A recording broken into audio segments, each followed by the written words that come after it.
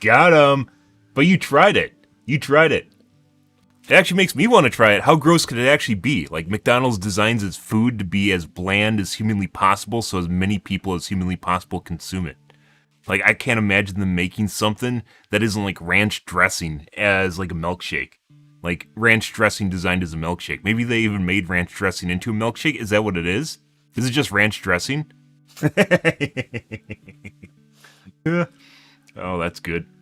I actually want to try it now. Yeah. Let's give it a shot.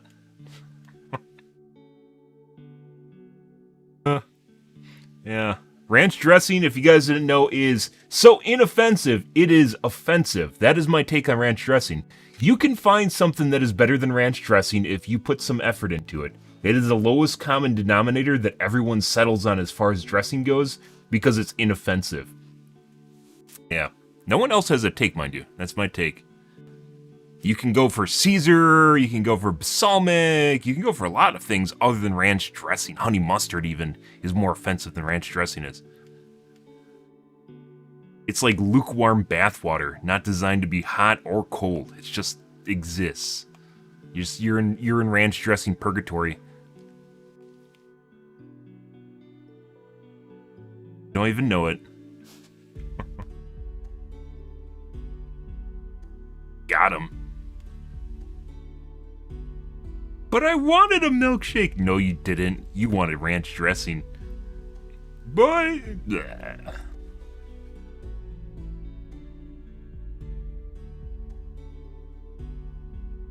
Good evening, guys. Hope you guys are having a wonderful late Thursday night or Friday morning. Early Friday morning. Depends on where you live in the world. Good. Yeah, I had no interest in trying the Grimace shake, and now I'm like, it can't be that bad, right? It can't be that bad, right, guys?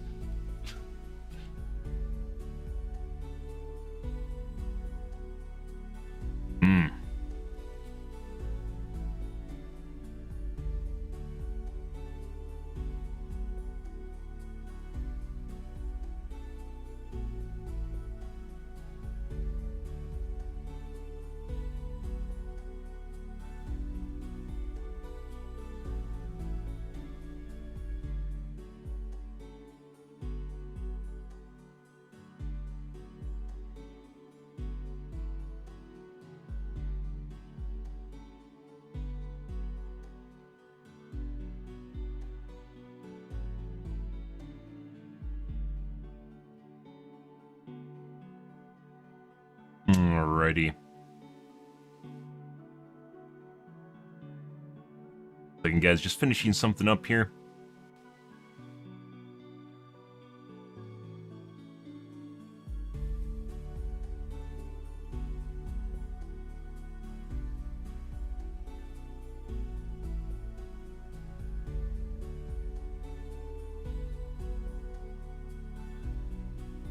How can you have tubing and not have a pressure rating on it? How does it even work? Who makes tubing and there's no pressure rating on it? Oh, there's not supposed to be any pressure rating on it. Well, why don't you say that? Get it.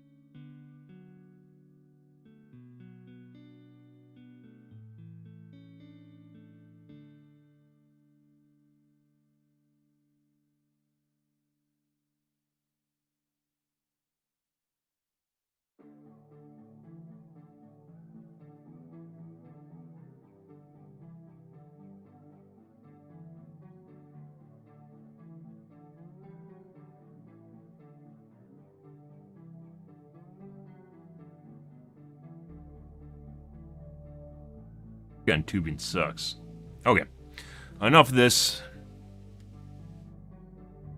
Alrighty, guys, let's get into the doing tonight here. We're going to be doing more Overwatch 2. I think I might have figured out... I turned off an option, I'll show you guys here in a second, because I thought it improved performance, and I disliked every time I'd open Overwatch or any window, it would cause my windows to zoom out and then zoom back in. There's actually a feature you can turn off that stops it from happening.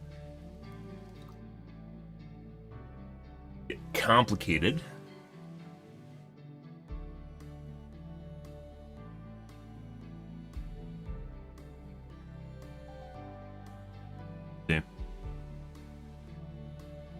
Oh, are you talking about the Titan submarine? Yeah, I mean, that's what everyone cares about right now. I think it's just the newest thing to talk about.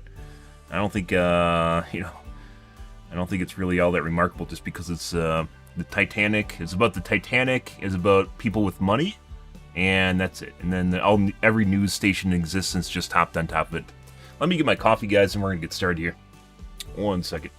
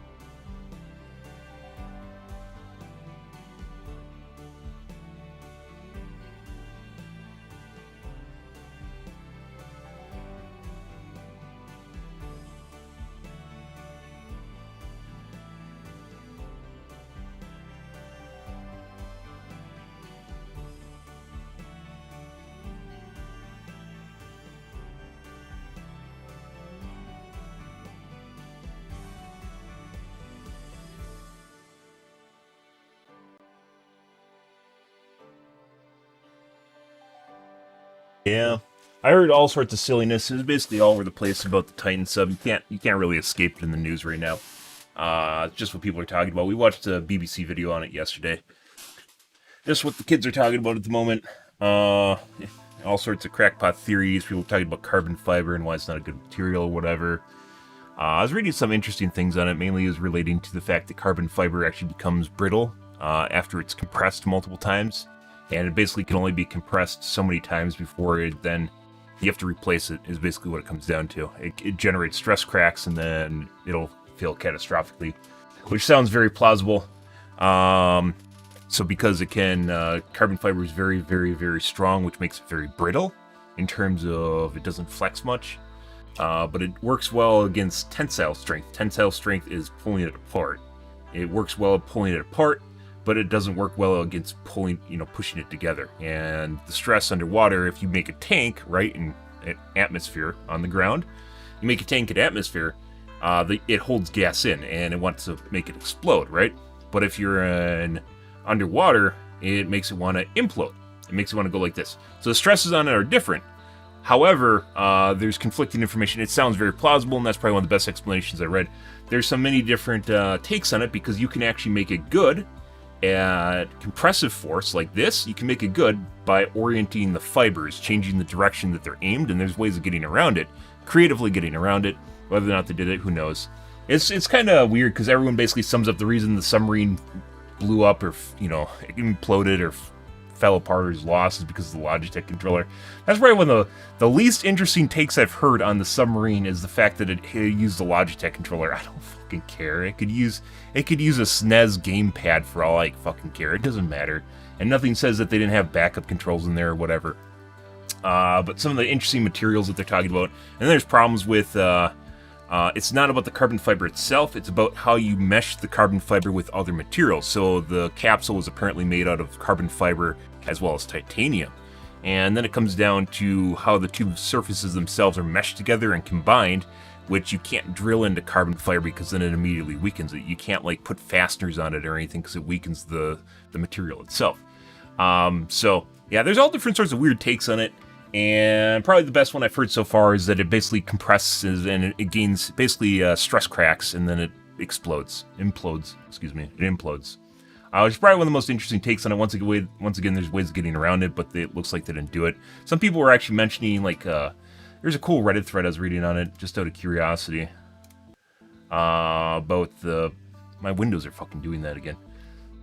Yeah, so, by the way, before I forget about this, so there's a feature in Windows that you can turn off, so I think it basically disables exclusive game mode, which is something that you use. Disable full screen optimizations is supposed to get around this. It's supposed to allow you to use exclusive full screen mode, which is something you normally turn off. You click this button and it disables it. This is a popular tweak for most video games that people have been using for probably the last decade in Windows 10. And it generally worked for Windows 11, but Windows 11 has gotten to the point where it doesn't function in exclusive. We're going to segue here. It doesn't function in exclusive full screen mode, and in fact, it's not directly, like the game doesn't have direct access to the card. It's basically in a wrapper in Windows. Windows itself, it doesn't have exclusive control of your GPU. And Windows itself, they instituted this in a little bit in Windows 10, and one of the ways to get around it was this. But in Windows 11, they've so heavily integrated it, if you try to turn it off, it actually creates problems. This setting, a lot of people have hypothesized in Windows 11 doesn't even do anything. However, I think that is because of certain features. What I did was in here, you can turn this guy off right here, animate windows when minimizing and maximizing. Yeah, this is actually some sort of weird feature, and when I turned it off, it actually created problems for me in Windows in Overwatch. And I actually, like, the weird thing is, I was trying to figure it out. I was trying to figure out what was wrong here, because it seems like my performance got worse. This is like one of the only options I've changed in like the last 2 weeks, because I played Riftbreaker for a while. And I was toggling on off, and I had this on, so I turned it off. Disable full screen optimizations off, the option off. And it got better performance in Overwatch, but it didn't still feel the same. And I was like, that's really weird. And then I found out that this option right here was definitely influencing things. I don't know, we're going to play a couple games tonight and figure out whether or not it's true or not, but like I played this morning, and it definitely feel like this was the problem right here. One of my issues I was having was that right there. So I turned it off. I was like, increasing performance, right? Best performance means that you're going to have a better experience. Windows 11, no. Windows 11 does a lot of really weird shit, guys. And the problem just compounds. Just like the weird shit that just affects other things. You don't even know that it affects things. It's bonkers. One of the reasons I've considered going back to Windows 10. One of the reasons I haven't went back to Windows 10, mind you, is because Windows 11 has more support. Windows 10 is end of life, and it seems like everything's going to migrate to Windows 11. I did that when I started playing Overwatch 2. And once you get the UE mod for it, which I have, everything looks very similar to Windows 10, so, I don't really care. But now I'm finding weird issues, and then, like, Overwatch won't use more than 7 cores for some reason. I still don't know why this is. This happened. I think it has something to do with me running 13900K for a little bit. I ran a 13900K for about a month. And after swapping back, it no longer... Like, Core 7 can be used by programs, but, like, Overwatch won't use it at all for some strange reason. I don't know why. Very weird. But, yeah. Anyways. The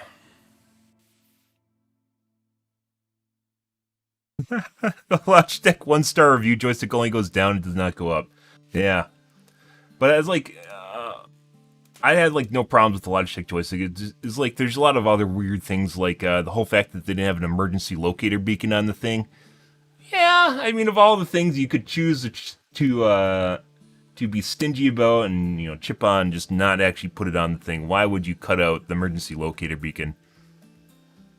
I don't know. I don't know. That's kind of a weird one. But I was reading a weird thread on Reddit. Why is carbon fiber bad for submarines? Hit right here, and then there's a Reddit thread right here. There's a lot of interesting bits. I read through. I don't know if this is the one. The one I was reading is a lot longer. The one I was reading is a day old.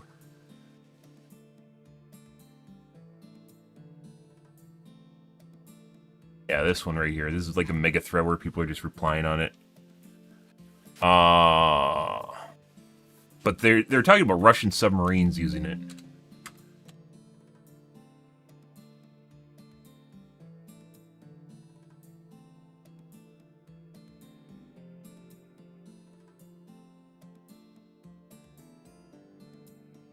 At one point or another, so it's not like it can't use it, but they're saying that if like the Russian submarines went down to their maximum depth, they basically have to be derated. Might not be the thread I was reading. Sometimes Reddit's weird between different computers, like it looks different.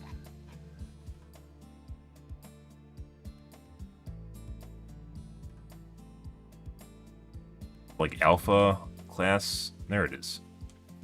Soviet submarines. It's kind of a weird thing. Like Russia obviously is not the USSR, and USSR's Soviets. Soviet Russia was, yeah, they were a force to be reckoned with. And for all the horrible things that happened in Soviet Russia, like, you know, Russia today is kind of like old Soviet Russia. They aren't really real. I don't want to say they're real Russia, but they aren't real USSR Russia. They had a lot of really cool gadgets, and whether or not they take care of them, you know, just from leftover from the Soviet era, is just kind of, yeah, like their military budget was astronomical. Alpha class submarine, that's what it was. Yeah, right here. So they made a submarine that can actually go super deep, and it was made out of titanium.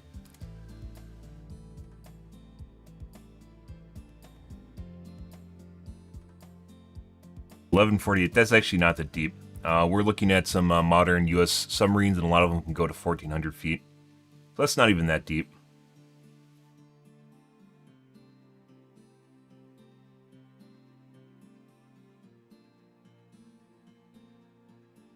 Fastest submarines ever built, with the only prototype submarine K2222 exceeding them in submerged.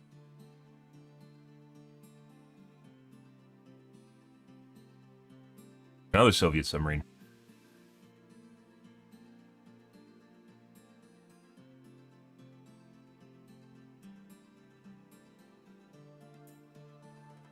Although K222 was an unsuccessful design, upon completion it was the world's fastest submarine and the first to be built with a titanium hull.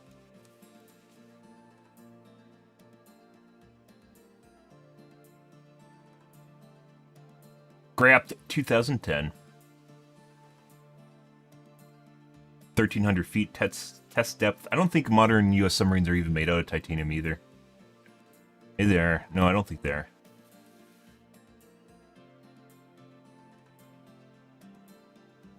Ah, 59 megawatt nuclear reactors.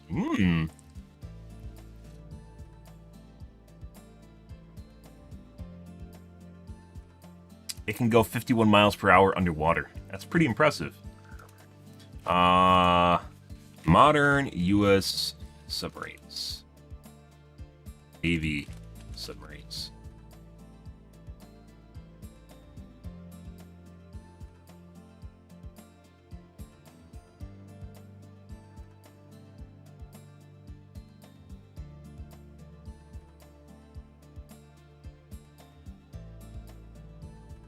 Yeah.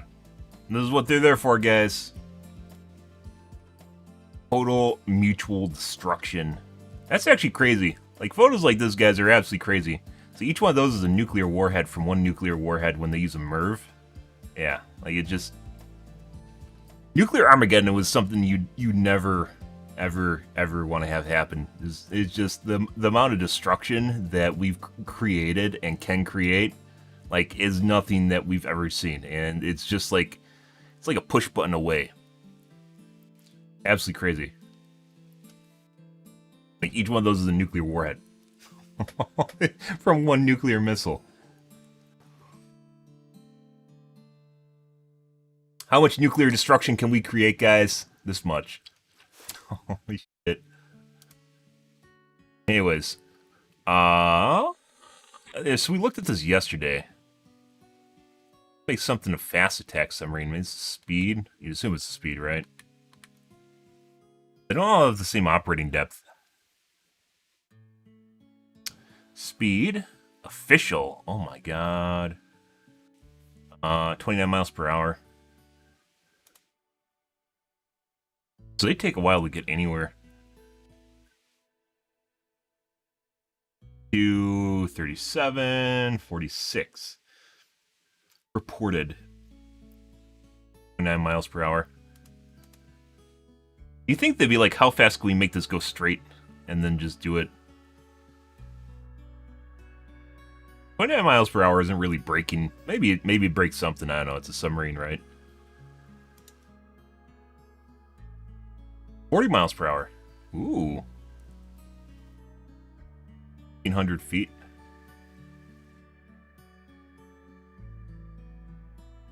1989, 1997, present. 3 actives, 26 canceled.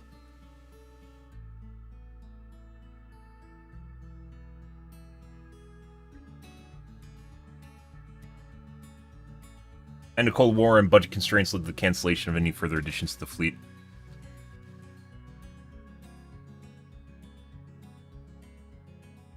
Designed the smaller Virginia class. There's Virginia. Hi, hi.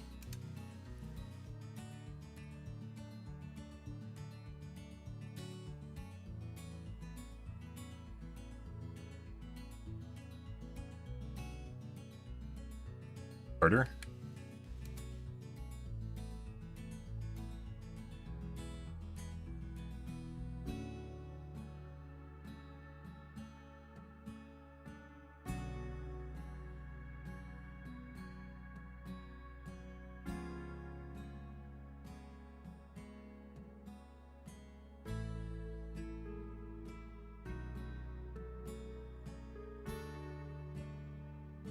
Extensively modified from original design. I love, like, it's kind of interesting reading about, like, kind of, like, military expenditures and how they've been shaped essentially by events that are happening in real life. Kind of with the ebb and flow, like, with one was canceled and another one was just brought on because obviously we aren't in the Cold War anymore. And having a bunch of nuclear missiles underwater isn't, you know, not always of utmost importance.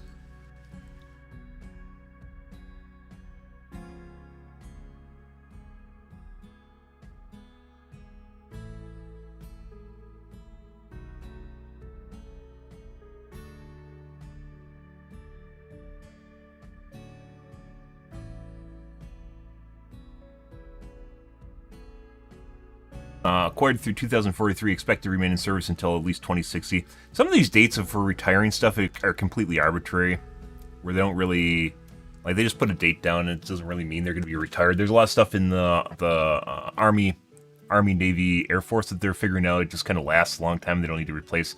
Like I was at EAA this summer, which is actually really cool if you're into aviation, experimental aircraft association.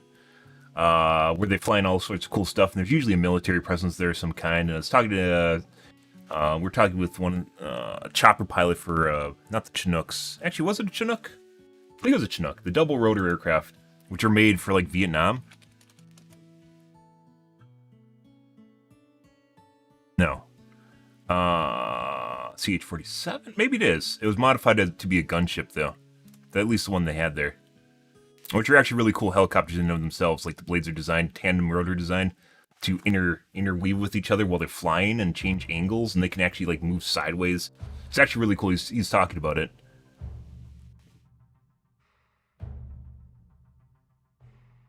Been on a dime. They can actually turn faster than normal helicopters can. They never do because they just fly them like normal. But it's actually... as far as mobility goes, they're actually much more mobile than normal helicopters with the tail rotor, you know. I don't have it here. Anyways, the design, like, came out in, like, yeah, 62. So right around Vietnam, was it Korea War? Vietnam War, which is first? Korean War. 1950 as Korean War. That's no, so ended in 53, so it's Vietnam.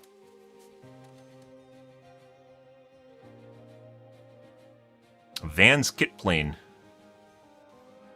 I actually thought about getting. I don't think that's a small. Like you know the ultra. I don't know if that's an ultralight or not, but I thought about getting one to fly.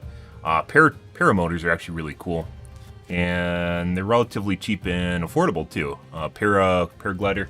So it's a parachute with a paraglider with a motor attached to it. I'm sure you've seen it on YouTube. But it's actually classified, I think it's not even an ultralight aircraft. I don't think it has a classification. There's a lot of places you can actually just fly them, like just without regulation for the most part.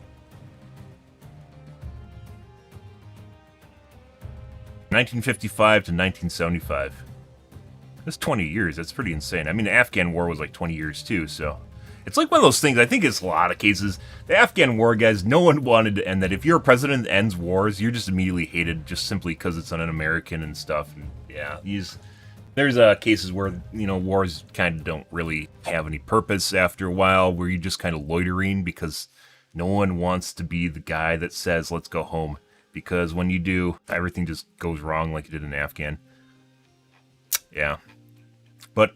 really cool aircraft. Anyways, EA, the one that we were looking at was like designed to be a gunship and for Marines, I think, where they could get off of it. It's pretty cool. But these guys have been around since like 62, and they have no plans of retiring them because they actually do what they're supposed to do, and they do it well. And you're just like, they basically discovered and made something that just kind of doesn't have a problem, and they're just like, yeah, let's just keep them. And they're like, okay. You know, and then they don't need to design a new helicopter, although they try to... There's all different, you know, kinds of helicopters they're trying to replace them with, where... what is it called? Not a VTOL. An Osprey. I'm sure you guys have seen Ospreys popular in culture, and they were used for a little while, but apparently they're like, early on, they were like death traps. Lots and lots of accidents with them. And there's a newer version of it I think they're replacing them with now. And I don't know if it's the... I think it's the Marines that use them. Yeah, and then they replaced them with another one. Very iconic helicopter as well, and they're actually really, really cool. Helicopter airplane. They have problems with like them getting stuck up and stuff and malfunctions. Yeah. Lots of issues with it.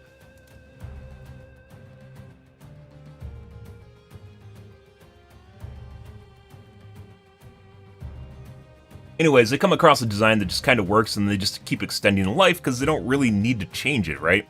War is like one of these things where you have rapid innovation because there's a risk of annihilation. As it turns out, people are willing to try a lot of different concepts just to see if they work because you are at risk, depending on what kind of war it is, you are at risk of losing everything. And that encourages a lot of people to try harder. As it turns out, that encourages a lot of people to try harder. But, you know, if there isn't risk of annihilation or something like that, you know, stagnation, but that's not necessarily a bad thing in the case of the military. That being said, some parts of the military are still rapidly expanding, like Air Force, you know, with the F-22 and then the F-35, which have changed, not quite a bit, but they're definitely a lot different than what they replaced. But then we're still at the point where, like, hey, you know, F-16s and F-18s still really work well. Maybe we should keep using those, you know, because the F-35s are actually, even though they're cheaper than F-22s, are also very expensive. You know, okay. F-16, I believe, is Top Gun, if you guys are looking for a comparison point. Has the notable intakes on the side. Might also be the F-18. No, I'm thinking of F-18.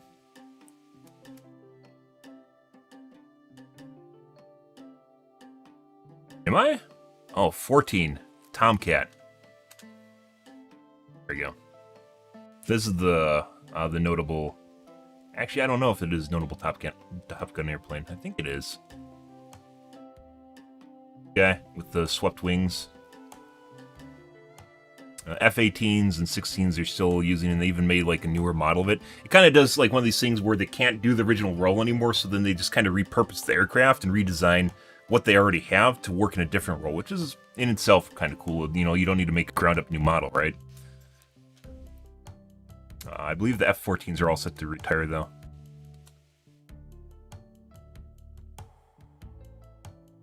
Uh, 2006. Service in other countries. They retired them all.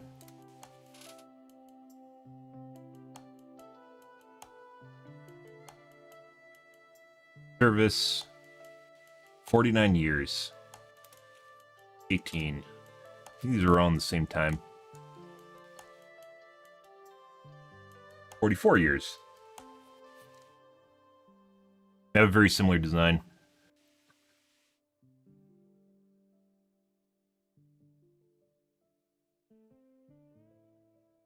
Set to retire. Like, some of these decide they're going to retire them, and then they decide they aren't going to retire them later on.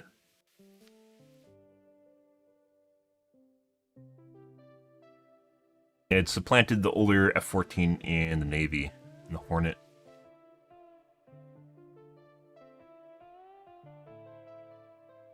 We're talking about submarines. Segue of a segue of a segue. Welcome to Wikipedia. Anyways, we're looking at basically speed. So this can go 46 miles per hour.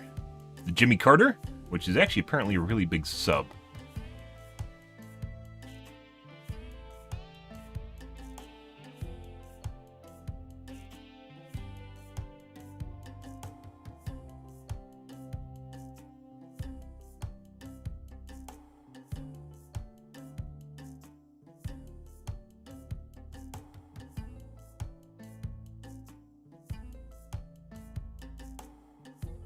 So, there are subs that go basically just as fast, but this is a pretty old one if I remember right.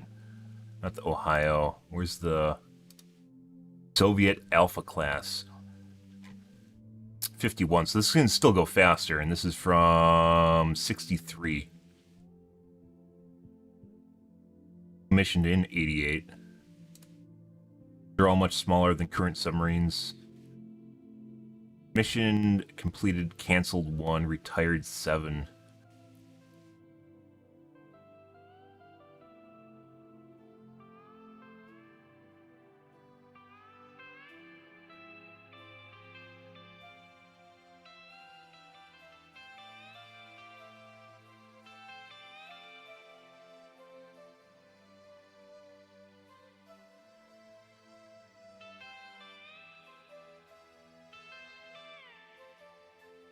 .47 miles per hour, so this is as fast as modern submarines. Anyways, kind of curious where they're talking about. This is a segue of a segue of a segue, where we're talking about the Titan submarine underwater in crush depths, and they're talking about basically titanium hulls, carbon fiber versus titanium, and then they both have the same thing where they need to be derated after they go down to certain depths because they discover or they develop cracking or stressing on the hull, fatigue, and then you need to replace the hull, basically, is what it comes down to. And interesting article on here. There's a lot of different theories floating around. It's probably one of the things where they're going to take a little bit to figure it out. There's some people saying that the window broke on it, too. And carbon fiber apparently is very prone to breaking simply by getting scratched. You know, like if you have glass, you know how easily glass or tile breaks when you scratch it.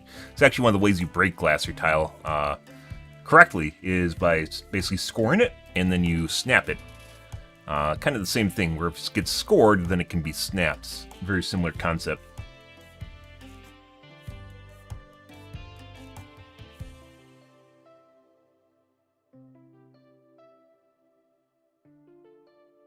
No emergency breathing provisions such as oxygen candles. It's actually really cool. We watched a video on YouTube from Smarter Every Day where they talk about modern nuclear submarines. They supplant their oxygen supply in, you know, their scrubbers in their submarine with oxygen candles. It's actually a thing. You can get a candle that when it burns, it produces oxygen, which is actually really cool. It produces heat too. But they use these in modern submarines.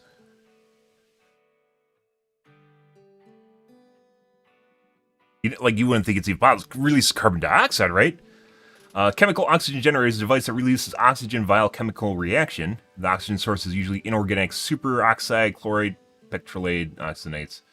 The generators are usually ignited by a firing pin, and the chemical reaction is exothermic, making generator a potential fire hazard, which is also true. Like, there's a whole procedure they have to go through on the submarines when they're lighting them, so they don't create fires.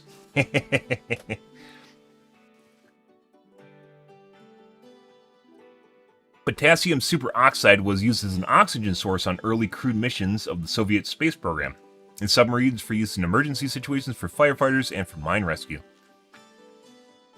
Yeah, like, you don't think this is, like, possible, but chemistry is, like, one of these things where I don't really, like, I never really got into it and never really clicked with me, but chemistry is actually pretty cool. I don't do chemistry at all, but, like, there's actually potential for it to be something of interest. You can do a lot of really interesting things with it if you know what you're doing. Like making meth! Thanks, Breaking Bad! And XQC watching just all Breaking Bad on Kick just because he can. I don't know. I don't know what he's doing. Originally, I thought XQC was doing it on Kick to get kicked out of Kick, but if he's responsible for the DMCA's, that means he could get sued into non-existence. To whether or not he cares or not, I'm not exactly sure. Yeah. But, like, now I think he's just watching Breaking Bad simply because he can, and because he's trying to show that he can do things on Kick he can't do on Twitch or something like that. Not exactly sure what exactly is going on there. XQC has a lot going on. Especially some things seem to sound good and then they aren't. And it turned out not to be.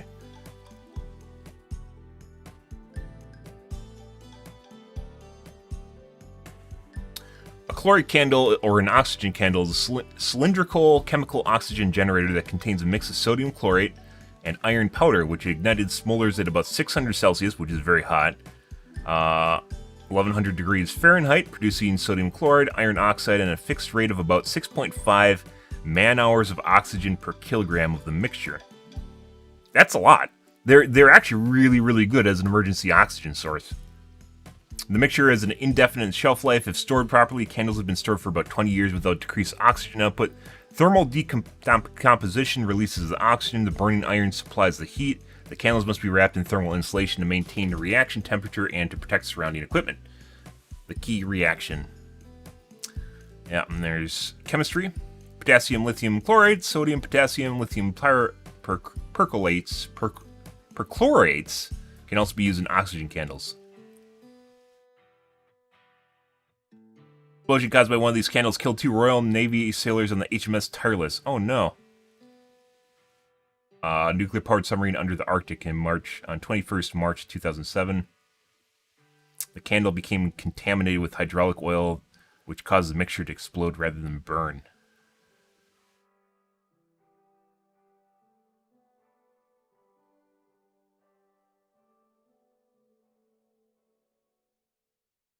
Vika oxygen generator used on some spacecraft. Lithium perchlorate is a source of oxygen. At 400 Celsius, it releases 60% of its weight as oxygen.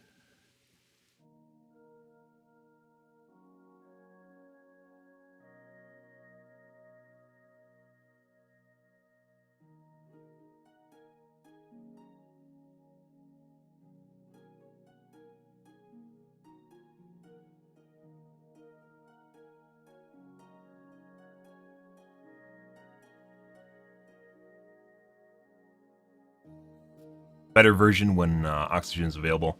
Anyways, you can actually get these and potentially use them if you are about to die. Potentially, you could actually, even though they only had a certain amount of breathable oxygen that was in tanks, they could actually produce their own oxygen and survive with the oxygen candle in their submarine. Yeah, with, very little. I don't know, I want to say very little in cost, but it would be manageable costs versus, everyone dying. So, my guess is, well, I mean, it's not really a guess, because explosive implosion or not, they didn't have an oxygen candle, so it really doesn't matter if this was an option, right? Why? I don't know. I don't know why they decided. It's kind of like, it's up there with, why didn't they have an emergency locator beacon? Like... What? Was Garmin too expensive? I don't know. Very weird. Anyways, let's move along, guys. What do we got going on here? On the tubes tonight? Uh-oh, critical phase, 22 hours ago. Oh, it's already over. We're just gonna skip past that. Spoilers, by the way, BBC.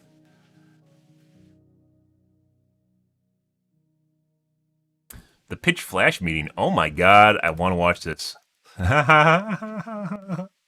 Yes, please. Let's take a look at a couple videos here, and then we're going to move on.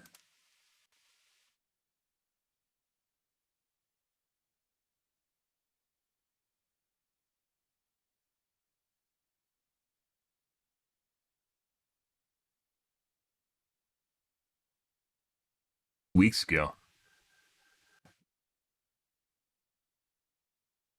Normally, I don't get any engagement on YouTube in any way, shape, or form. This is an Demolition Ranch video, which is a gun channel, which we don't watch because I don't want to be seen as a gun nut, because I'm not. I think guns are pretty cool, but also at the same time, some channel, like, I don't think you can watch stuff like that on Twitch or whatever, although I'm not on Twitch anymore. Well, not currently on Twitch. Let's go with that.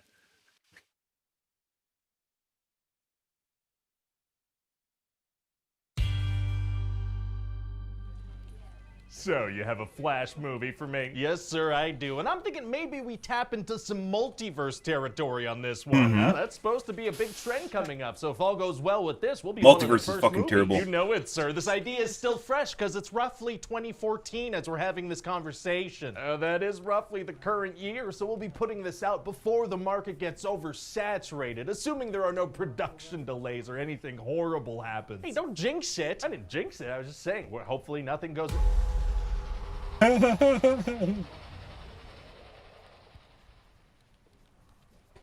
Was that a jinx? Did I just curse this production? It could have been some unrelated supernatural thing. I gotta say, that felt pretty cursy. Yeah, it felt a little cursy, but maybe we'll be okay. Well, fingers crossed. So anyway, what happens in this bad boy? Well, we're gonna start the movie by trying to, re-establish Barry as a heroic figure. Is that gonna be hard to do? Actually, it's gonna be super easy. Barely an inconvenience. Oh, really? Yeah, see, I figure we just have him shove a little baby in a microwave. What? He doesn't leave it in there for long. When the bell dings, he takes it out. The bell dings, so the microwave was on? It was falling from a building. What is going on? A bunch of babies are falling from a building. Flash saves them all, eats a burrito, puts one of them in a microwave.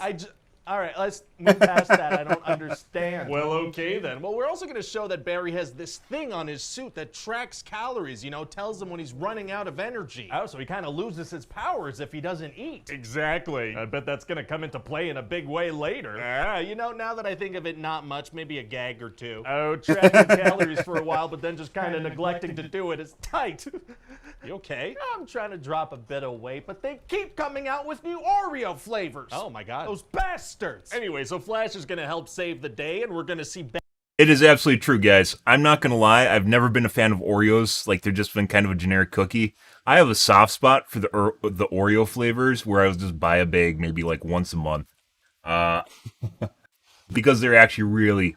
Some of the flavors are actually pretty good. Some of them are like each other, but some of them are actually really good. Like the mint Oreos taste almost identical to Girl Scout cookies. Yeah. The Java chip Oreos taste like coffee.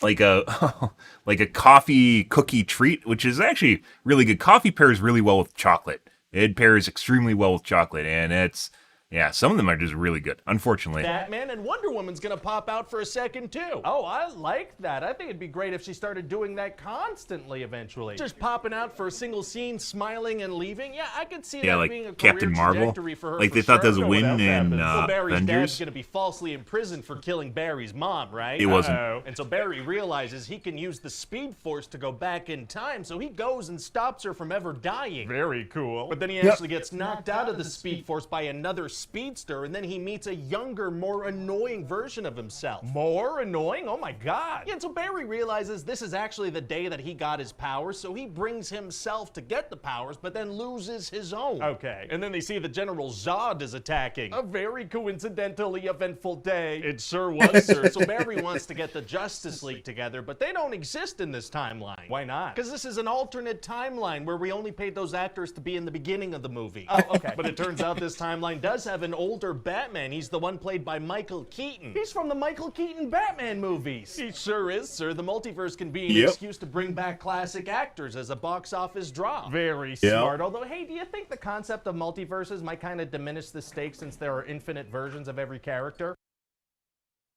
Here every day, guys. Something I've literally said for years at this point.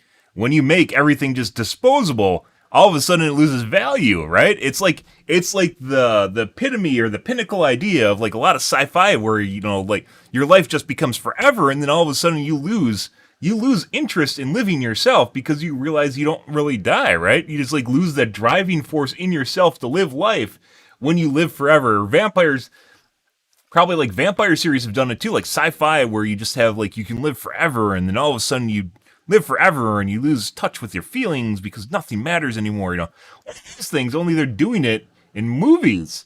And you're like, hey, look, this guy dies, and oh, look, the next movie he's just back again. Wow, that was yeah, maybe I actually cared. No, I don't care about him anymore because I can just keep him being him back over and over and over and over again. Just like it was just a dream, right? Oh, they woke up, it's just a dream. It's exactly the same shit. How did they get away with this in modern movies? I don't know. I don't know who likes that. Like, you just realize all of a sudden there's just a gimmick to get out of jail for free. You know, the card for Monopoly, you just have it all the time. You just get it all the time. Might kind of diminish the stakes since there are infinite versions of every character. No. Me neither. Okay, let's go all in. Great, so they're gonna ask Batman to help, but he's gonna say no. What? For 2.5 minutes, then he says, yes, we gotta manufacture a bit of tension here. Gotcha. So now they realize they need to find Superman to help defeat Zod, but when they get to where they think he is, it turns out to be Supergirl. Oh, that's a different character. Still super, though. Yeah, and so they're gonna ask Supergirl to help, but she's gonna say no. What? For 2.5 minutes, then she's gonna say yes. Right, good tension building. Yeah, she goes to check out Zod, who, as it turns out, is looking for her in this universe, not Superman. Oh, okay. And so she's like, oh, and she flies back to the good guys and helps our Barry get his powers back. Zod doesn't follow her? You said she's the one he's looking for. No, he doesn't, because it's not time for the final fight yet. That makes sense. So then it is time for the final fight, so they head over there, but Batman and Supergirl keep dying. Oh, dang it. So the Flashes keep going back in time to try to save them, but no matter what they do, Batman and Supergirl die. Wow. So younger Flash kind of goes nuts and keeps trying, and the multiverse starts to collapse onto itself. Oh. And maybe this is too expensive and complicated, but I thought this could be a chance to showcase some alternate superheroes, you know, like George Reeve, Christopher Reeve, Nicolas Cage, Adam West, Helen Slater. Of course that's doable. That's gonna be awesome. Oh, amazing. Yeah. We'll just say the CGI looks bad on purpose. So then what happens? Well, so then we find out that the speedster that had knocked Barry out of the Speed Force earlier in the movie was actually a... The CGI in the movie, guys, if you have seen the trailers or any of the clips, is horrible. It literally looks like a video game from 2000s. It is absolutely horrible. We talked about this yesterday when we were watching Critical Drinker talk about this. It is beyond terrible. Holy shit. a future version of past Barry who's still trying to save Supergirl and Batman. Oh. Yeah, but now present Barry has realized he needs to go let his mom die. He can't change things. Very sad, yep. So then future past Barry's trying to kill the Barrys, so past Barry sacrifices himself to save main Barry and defeat future past Barry. Right. And so yeah, main Barry goes back and lets his mom die. Wow, well, very powerful lesson he learned. Yeah. Well, he interferes a little to get his dad off the hook, so now Batman is George Clooney. Oh, so he did not learn? Yeah, a little bit, maybe not that much. Well, okay then. So what do you think? Good, I mean, this should be a massive hit. Yep. You know, unless one of the main cast goes on a violent crime spree or something crazy like that. Why would you say that? It's just a hypothetical. There's no harm in saying hypotheticals. Are you trying to get this movie cursed? Oh, crap, curses. Oh, maybe the universe didn't hear me say that. Maybe let's just stop talking now. Yeah.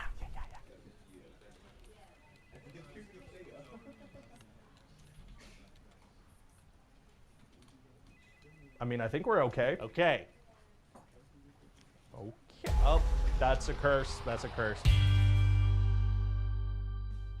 Yep. Hi, everybody. It's your boy, Ryan George here. Thank you so much. I do love for pitch checking meeting. out that Pretty good. video. And hey, Not as good. how about He you? doesn't tackle the Let really, me know really hot, steaming what your favorite elephant in curse the is that room, happened but, to you you in know, your he's a life. comedian, Wait, so. when Still did pretty dark good. magic happen to you? Good stuff. Pitch meeting nearly a decade in the making. Uh-huh. I really feel a producer's internal struggle as he tries to avoid new Oreo flavors. Yeah.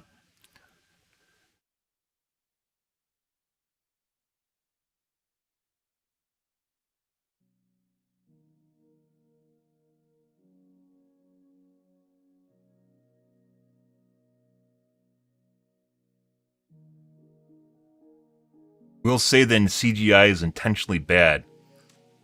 And in case anyone missed the Fame article, the real statement made by the director just when he was comedy just when comedy writes itself.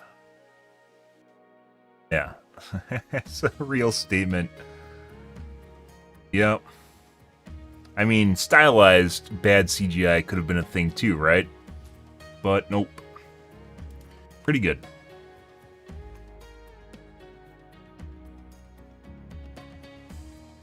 Okay. Let's take a look at a B1M and then we're going to move on to the Reddits. Actually, let's just move on to the Reds, guys. And so we can play some Overwatch.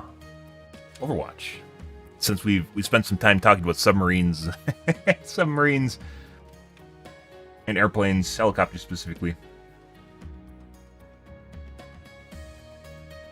Current state of Kiriko's Swift Step is unacceptable. This 100% supports bitching about it not working properly all the time.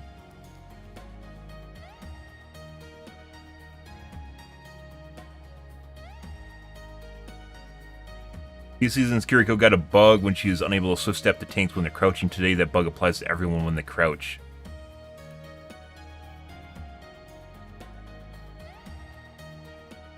It's very annoying, especially when bad when you consider the ball using pile driver and DVZ and boosters is considered crouching. Want to die with your diva? You can't.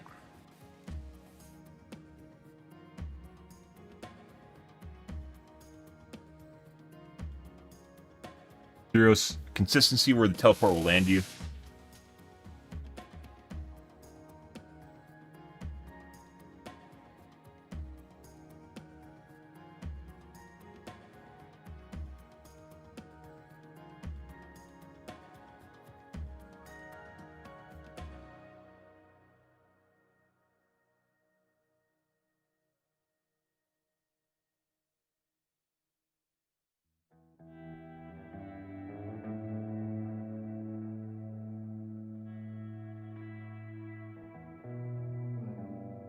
Today while playing I used Swift Step and it literally 8 to 7 second cooldown without moving me. There's a desync issue, not issue, but there's desync in Overwatch where you'll use abilities and they'll just put it on cooldown if the server disagrees with what you're doing.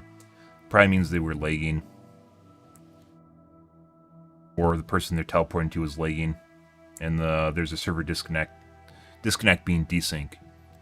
Between what their player suggested and what the server suggested or thought they were supposed to be.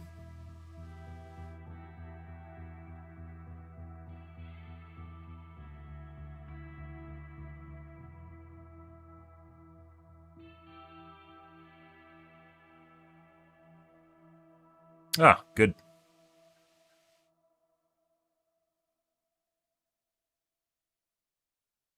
I didn't realize Lifeweaver got such a huge buff. This mitigation bug still in the game. Also, his healing here is not very, comparably not that much higher compared to Zen, even though he should be much higher than Zen. Lifeweaver can put out a boatload of healing now. He could prior to getting buffed too, because they only gave him a 50% buff to his heal. 15% buff to his healing. He could already do that prior to patch. If he heal bot.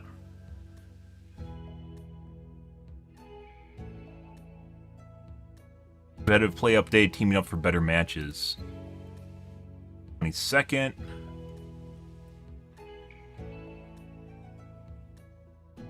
Let's take a look at this. We're going to cover this. This actually looks like something meaningful. And the matchmaker actually applies a lot to enjoyment of the game, so. Lifeweaver needs consistency buffs. I don't know what that means. Okay. Let's get Charles in here to read to us. Let's see.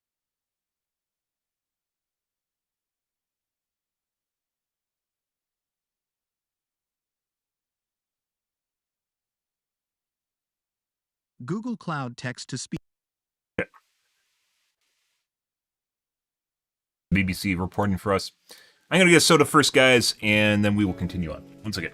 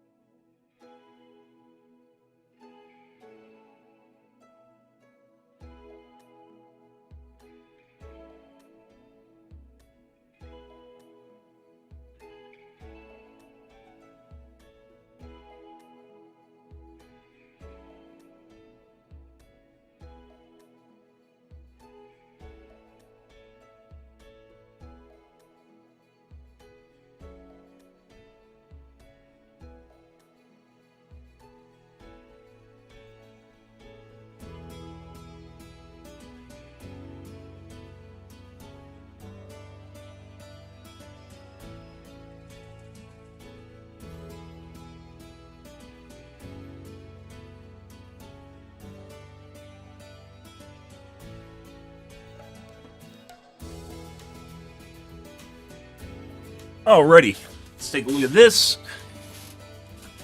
You know this was here, so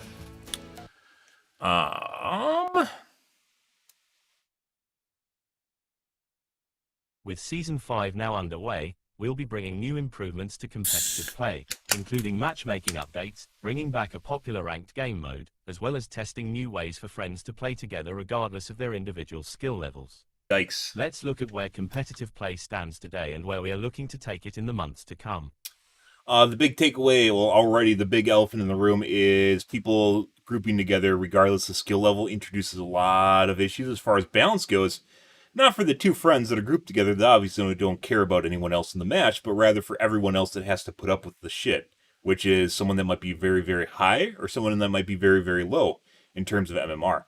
It's generally something you want to avoid purely because it introduces a boatload of issues, which is once again one of the reasons that you didn't play against pre-mades like 5 stacks in normal competitive gameplay.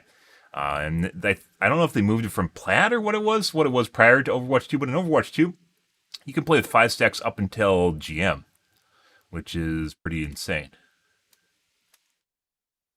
Competitive play currently for the last few seasons, we've been working to make improvements to matchmaking, with a focus on competitive play, in an effort to bring players of equal skill levels together. Notably, this season, we've started to prioritize placing similar groups with wide skill ranges into the same match. While this makes queue times a little longer for large groups, it helps to ensure a fair match.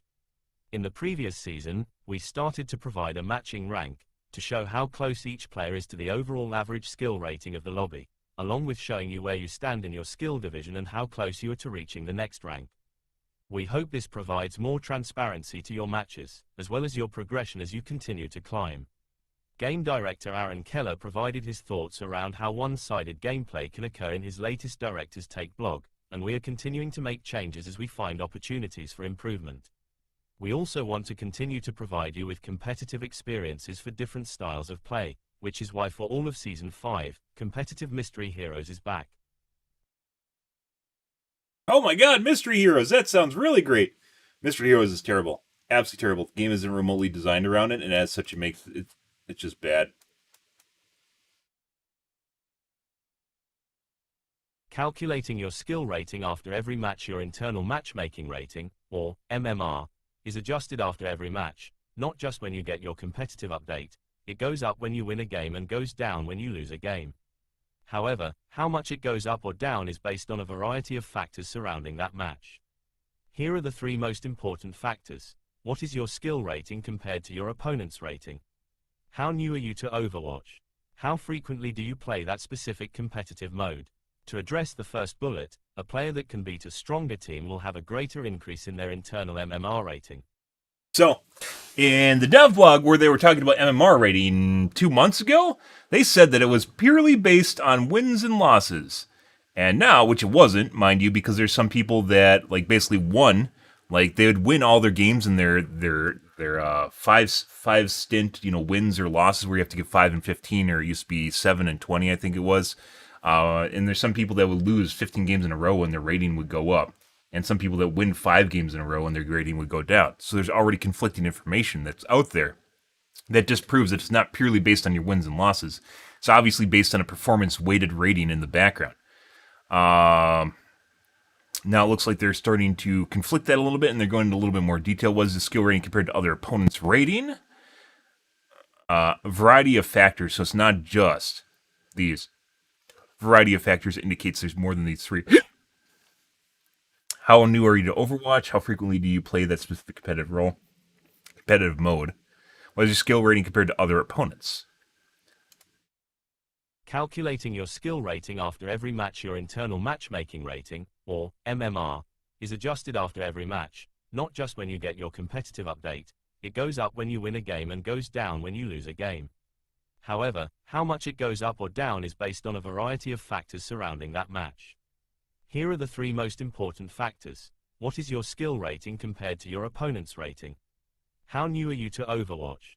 How frequently do you play that specific competitive mode? To address the first bullet, a player that can beat a stronger team will have a greater increase in their internal MMR rating. The stronger the average matchmaking rating, MMR, of your opponents, the more challenging it should be to win the match. While it is important to keep the average MMR rating of both teams as close as possible, very rarely are they precisely equal. We want to make sure that we can deliver fast queue times for everyone at all times, so sometimes there may be a greater difference between the two averages.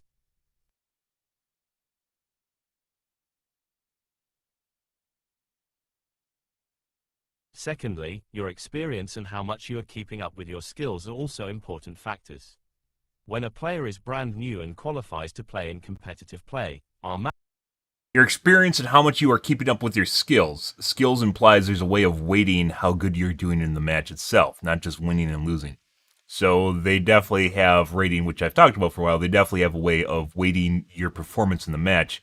One of the reasons I think Lifeweaver does so poorly in placements and rating is purely, regardless of his performance in the match, is purely because the MMR system does not take into account no off DPS, because Lifeweavers oftentimes do not off DPS, and as such, they don't really climb. I'm pretty sure off DPS is rated very highly for healers.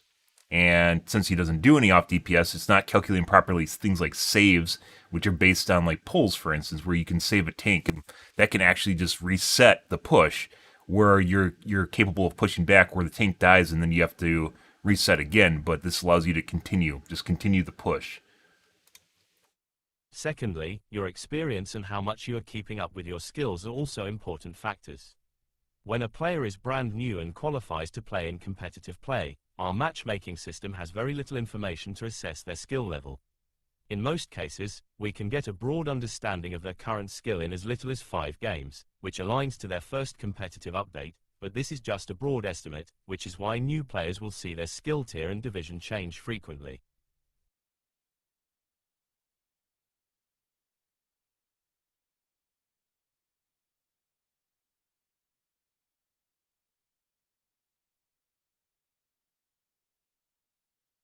When a player is brand new and qualifies to play in competitive play, our matchmaking system has very little information to assess their skill level.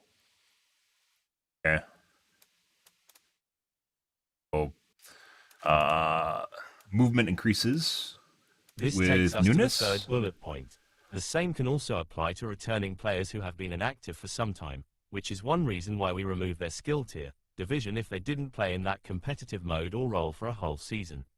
Inactive players will have their MMR lowered during their absence. We'll also increase our uncertainty rating the longer the player is inactive. This uncertainty rating allows players to gain and lose MMR more quickly, so when the inactive player returns, they can jump back to their previous rank if they perform well, or they can lose MMR faster if their actual skill has decayed. They got bad, guys. They left and they got rusty. They got bad, is what they're saying there. Whether you are a new player or someone returning to Overwatch 2 after an extended break, the key is to keep playing games. The more you play, the more information we will have, and the more confident the matchmaker will be about your current skill division and tier. It's these adjustments that change your MMR each game, and it's with your current MMR that we determine what match is best for you every time you queue. Keeping the These are some of the adjustments. Okay. Not really anything new there. A little bit extra, not really much new though. Keeping the ranks competitive going into Season 5, we've been seeing that there are more players in Grandmasters than in the past. This is happening for a few reasons. The biggest factor is that Overwatch 2 being free to play means we have more players coming in to play competitive than ever before, and this shifting the distribution of ranks. For our top ranks, we're seeing more players able to reach and maintain higher ranks than they have before. In a competitive system, guys, with like weighted MMR, it would be very easy. It'd be very easy to design a system where you can get pushed out of ranks, and they don't apparently do that. Competitive rank distribution PC players, majority of which are in platinum and gold, mainly gold. Silver and bronze is, as mentioned before, is just like a walled garden. You have to basically try really bad to get into silver and bronze if you're a remotely competent PC player. I thought the distribution was actually much lower.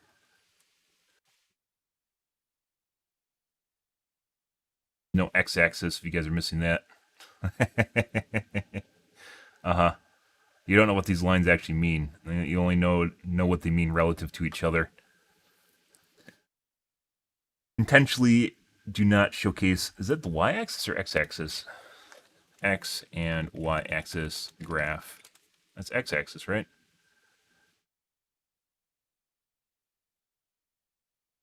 Y. It's the Y-axis. X is across the bottom.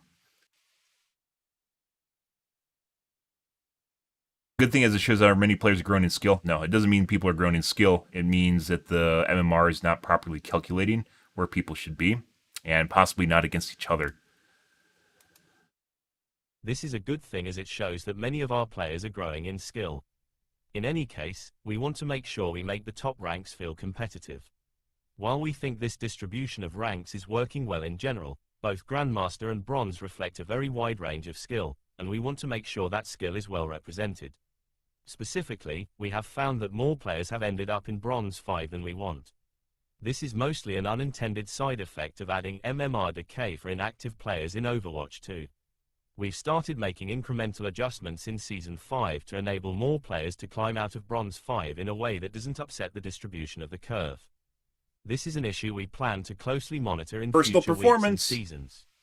One of the drawbacks, guys, is if you base it purely on wins and losses, when someone is overperforming but they're being held back by their teammates, you can't weed them out. Like, you can't figure out if they're supposed to be higher or lower. So vice versa, if someone is underperforming compared to their teammates, obviously people can have a bad game, but if they continually have bad games, it might be there's something wrong with the player. Vice versa, if they continually having really good games, it probably means there's also something wrong with the player, meaning they're just in the wrong place. They're in the wrong tier, which you can weight comparatively to the rest of their teammates.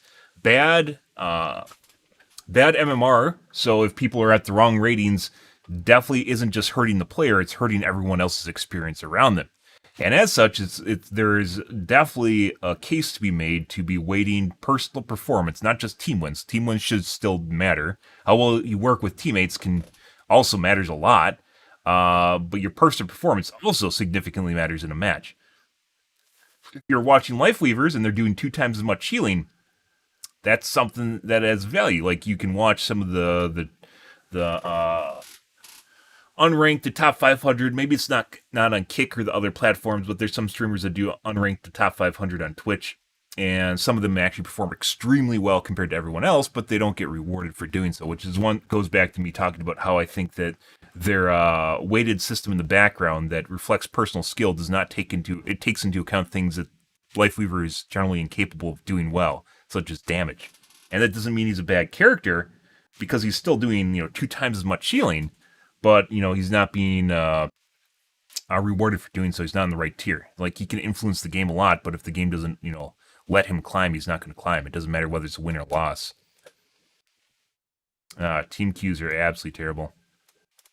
Like, I fully understand why you couldn't just queue up with your 5-year buds and then play against randos in competitive, because it's not competitive anymore.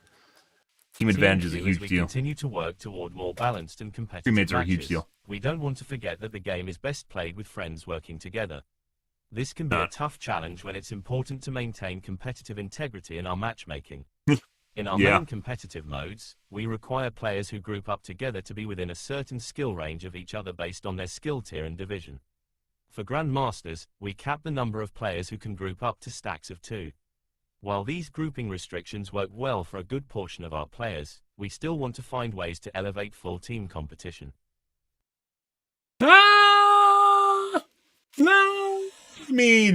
So Dead by Daylight does Swifts, and Swifts are great if you want to let people just dick on someone, In Dead by Daylight, it's a 4v1. You get all your friends together, you just have a jolly good time shitting on someone, and everyone's happy. Most people associate winning, and especially winning by a landslide, with enjoyment. It's like a direct relationship for a lot of people. They can't have fun unless they win. It's like a direct relationship with some people, where winning equals fun no matter what. And then winning, well, basically just BMing and bukakiing the other team is even better. I mean, it's so much fun. Those guys are so bad. Everyone loves it. Everyone just has a jolly good time. They give circle jerks all around. They're just, they're giving handies to their friends left and right. Oh my God, these guys are so bad. Ha ha ha ha. One of these things. That doesn't mean it's a better experience for everyone except for that group of people.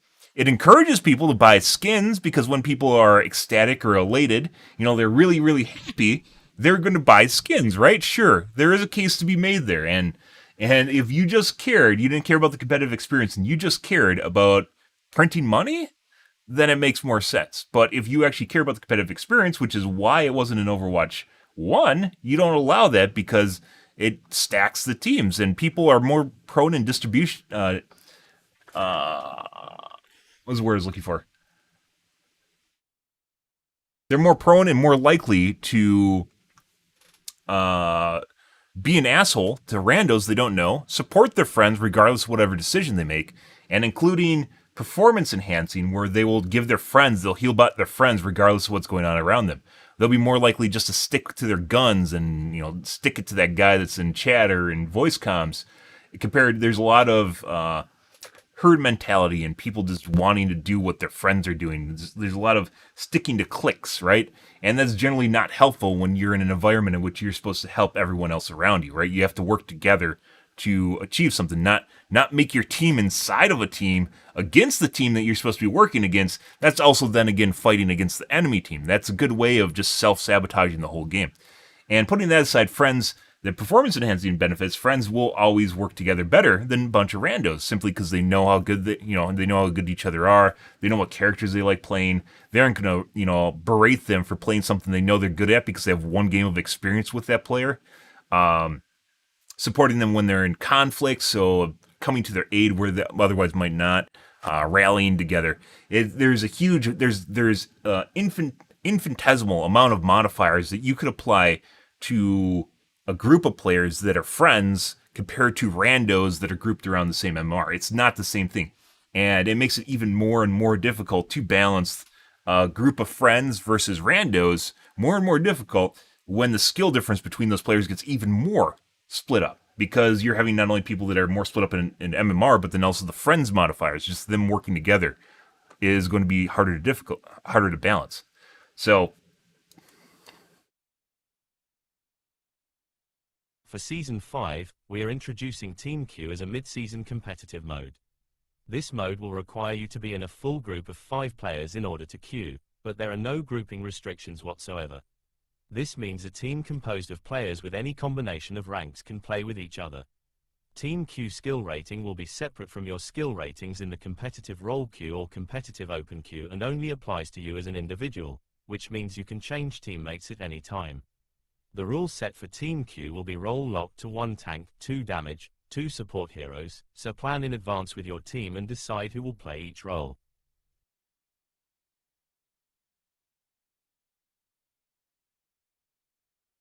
Season 5, we're introducing Team Q as mid-season competitive mode, so that's different than comp. Oh, you have to be in a full group of 5. That means almost no one's going to do it. This is almost no different than open queue. Yeah, it's hard to get 5 group of people together.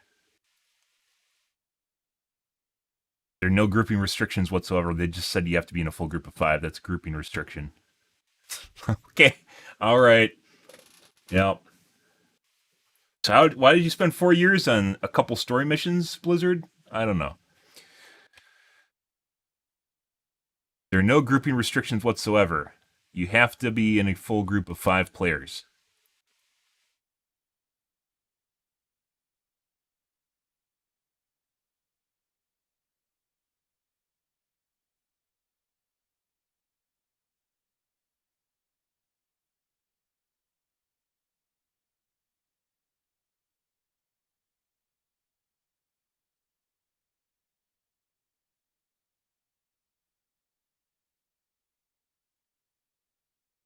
Team Q skill rating will be separate from your skill ratings in the competitive role queue and competitive player. They make this really sound convoluted much more than it is. So it's just like going to be like there's going to be another drop-down menu where you have open queue and role queue. There's going to be a team queue. Open queue and team queue basically don't matter. So that's just another game mode where I don't think this is going to matter. It's probably going to lead to a lot of hot heads where people are just going to testing. This is more competitive with your friends. How well can you tolerate your friends while playing against basically other Ultra Sweats? This is probably going to get no traction. In my personal opinion, this is going to get absolutely no traction.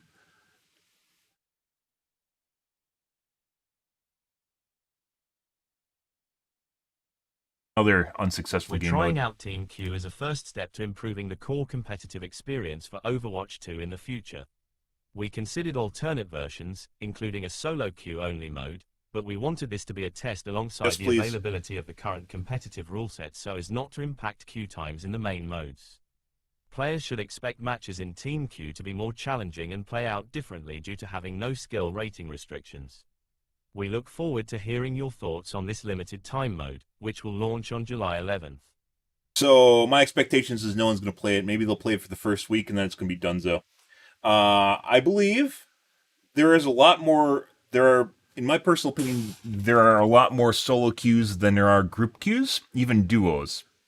If they introduce a solo queue, it will probably kill their normal comp play. And the reason I say that is because people know that groups give people an inherent disadvantage, and solo queue will actually be more balanced, assuming people are playing it, will be more balanced than the normal competitive experience because you won't encounter groups anymore. Not only the 5 stacks, which most everyone, if you look at their chart up here, most everyone, 5 stacks work up until here. You can play 5 stacks. Look how many people are in this. You can play 5 stacks. In 95, 98% of your games, you can play 5 stacks. If these people, that there's a lot more people, once again, that are solo, if they have an option of saying fuck it to people that are 5 stacking or 3 stacking or even duo stacking, they're going to do it. So Blizzard probably should be figuring out right now whether or not they want to have groups or not in competitive. And they should actually swap to a solo queue and then team queues. Team queues should not just be limited to 5 stacks, but also 3 and 2 stacks. So what could happen in team queues is you could group basically asymmetrically with a 2 group and a 3 group, and they'll get paired together to make a 5 group against a 5 stack, or once again a 2 and 3. The only thing you wouldn't be able to do is a 1 or a 4. And I mean, you could theoretically do 1, so you could have 2 2s and you could have a solo player in there, but then you have a solo queue that's going in there, and that's going to make things weird in general. So maybe that's what they're trying to transition to. Maybe this is the end result, is axing the current kind of competitive grouping system in favor of a team queue and then a solo queue. And, I think the only way they can actually do team queues is if they allow 2s and 3s in addition to 5s. Because just the pure number of people and the logistics of getting 5 people together is going to be difficult to deal with. And 3 stacks are going to be much more common than probably 5 stacks are going to be in 2s, as well as comparably to 5 stacks. So what this might be, which if they thought this out, is my guess, is solos. This is going to be the exodus of solo players from team comp, assuming people know what's going on and knowing the difference between the modes, and there's actually gains traction where people are playing it. I would be, as a solo player, I would definitely be more interested. I'd be predispositioned to play solo queues as opposed to playing in an unfair situation for the majority of ranks. Yeah. And duels are here. I think in Overwatch 1, you could only 5 stack. I don't even know if you could 5 stack in Overwatch 1. But I think it was up till Diamond. Like, this is where duos started in Diamond, and now they're at Grandmaster. So, yeah, I don't know. That would be like one of the ways that people would actually play the game, just to get away from people trying to game the system. And put aside, people are going to try and throw games, maybe if they want to drop their rating or whatever, or boost someone boosting services. Anyways, most of the news here, not really interesting in any way, shape, or form. This is just a rehash on what they've already told us, recap. This is the new thing, and what's very particular here isn't the team queues, which are going to fail massively, because you have to get 5 people together, and 5 friends. Playing against 5 other friends is going to be very, very, very sweaty, and it's going to ruffle a lot of feathers in that group, in the hierarchy of friends, because they can't just shit on another team. This right here is the interesting part, is the solo queues.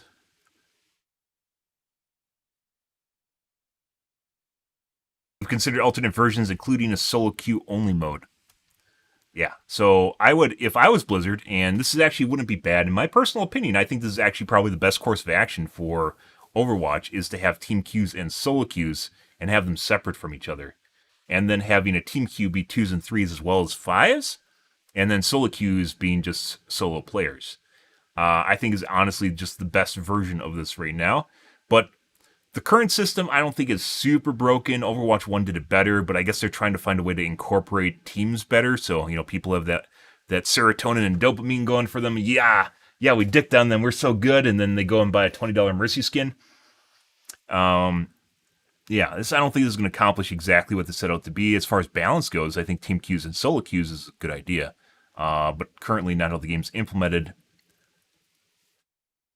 I would be for solo queues. But once again, I think this is going to, if they have team queues, solo queues, and competitive, the competitive is going to die out in favor of team queues because, in favor of solo queues, in favor of solo queues because people don't, they don't want to get dicked down by solo players, which I'm pretty sure outnumber groups by a far margin. No stats to back that up, mind you. I think solo queues that outnumber group queues by a far margin are definitely more interested in playing only against other solo players that they know basically are just solo. That, because they took up the whole reason you can't see groups in Overwatch 2 because they don't want you to know when people have an unfair advantage. That's the whole reason you can't see people when they're in groups, is because then you go, hey, I don't want to play against this, and you just leave because they know that it has a bad. The whole reason you can't see it is because they know it elicits a bad reaction, so then they just removed it from the game. And you can still try and check with an invite, but people, if you're in quick play, they can drop group and they're still in the game, so you can't tell. And then if you encounter 4 people that are grouped together of 5 people, it could be 2 3s or 2 2s, and you wouldn't know. But I don't know. Yeah, they intentionally don't tell you. Interesting. This in general, this is the takeaway here, is this right here, and the possibility that they may be transitioning purely to a team and solo comp experience, which I wouldn't be against once again. So, otherwise, most of this was fluff. Most of this didn't. The tiny nougat here, the tiny bit of information that is actually interesting, is not even team queue, because I don't think team queue is going to work properly. Is this down here, solo queues, and the possibility of it turning into team and solo queues. And just the normal comp experience can disappear. Whether or not that happens remains to be seen. Interesting. Good. Let's move along, guys. I think I'll turn this into a highlight, possibly when I'm done streaming here. There isn't really much to cover in here, unfortunately. Normally I turn my videos into highlights for YouTube, but the only thing that really warrants discussion is this down here. Anyways, let's move along, guys. We have to play some Guamaz here. We got to get the Overwatches. The team queue, the 11th, I think it was. Yes, July 11th. So, 3 weeks from now. There. If you're into that, like I said, if you're in a 5-stack with your friends and you're playing against that's one of the reasons, if you guys remember back in the day, when Overwatch was coming out and people talked about the experience playing in 4s and 5 stacks and 4 stacks, they didn't do it because it got too sweaty. So, sweaty as in both sides are trying really hard to win, and obviously one side's going to lose. And that's sad.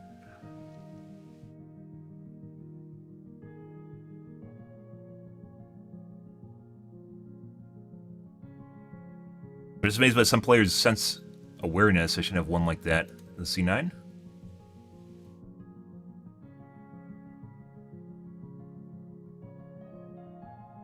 I miss 2CP. I just miss having more maps in general.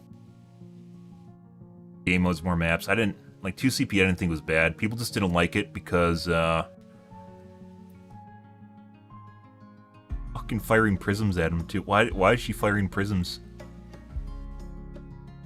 That. Don't mind. Oh. You can't tell if they won or not. Good for them. People are just flustered basically when 2CP turned into ties, which it usually didn't after they added the tick mark system, where it turned it into triangles.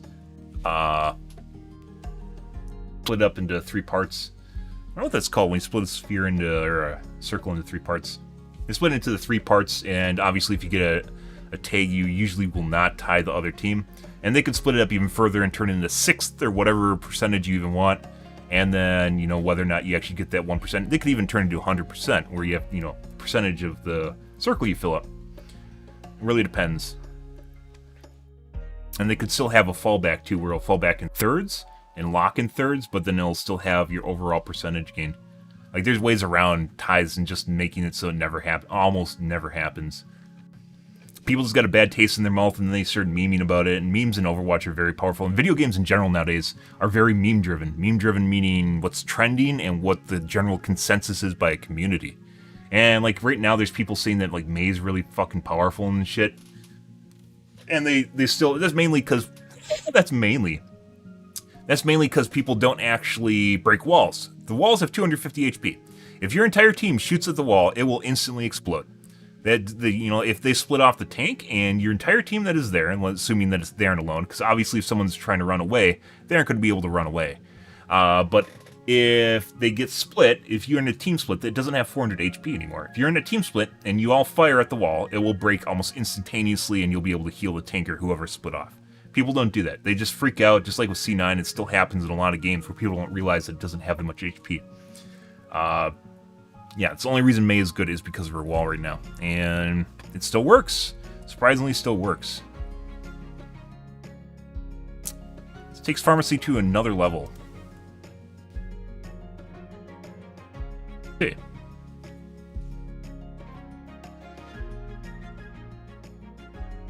Whatever works for you. It's funny because it's supposed to look like a penis. Out of mercy. Player progression coming, yep. Nah, that's what she said. Okay. AMD Reddits.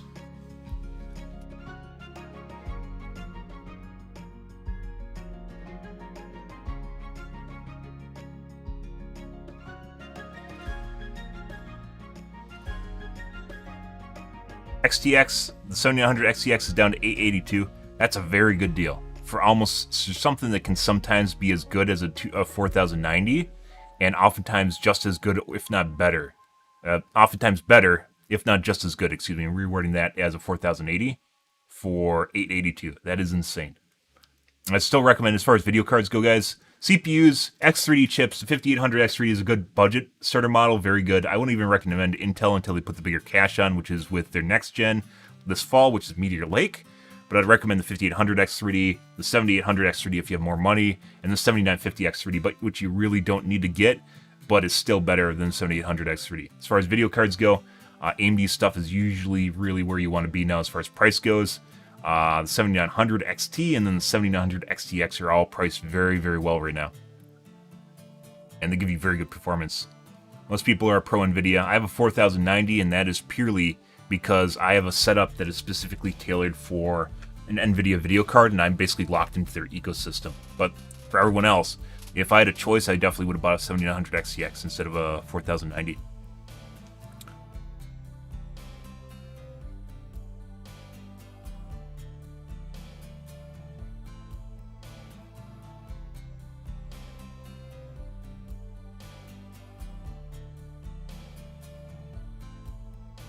$5,800 X3D is down to $280.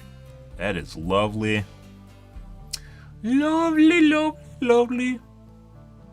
Lovely. Not that I need one, I have a 7950 X3D, but for everyone else, recommendations are coming down. It's good.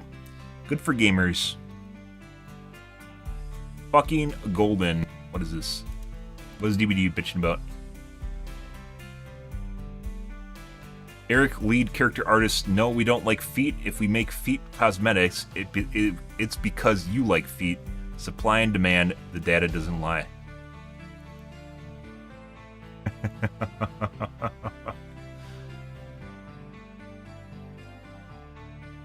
Spirit literally had a foot fetish in Hoy. I don't know what that is. 2070.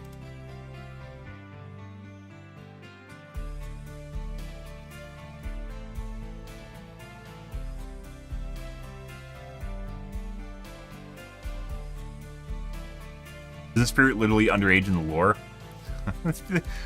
People like perpetuating the idea that a character is underage in BHVR. Company that makes Dead by Daylight has explicitly mentioned every single time that every one of their characters is over 18, because obviously they're going to be over 18, because there's no way they would expose themselves to litigation, misconception, or being canceled by characters being taken or misconstrued in any other way.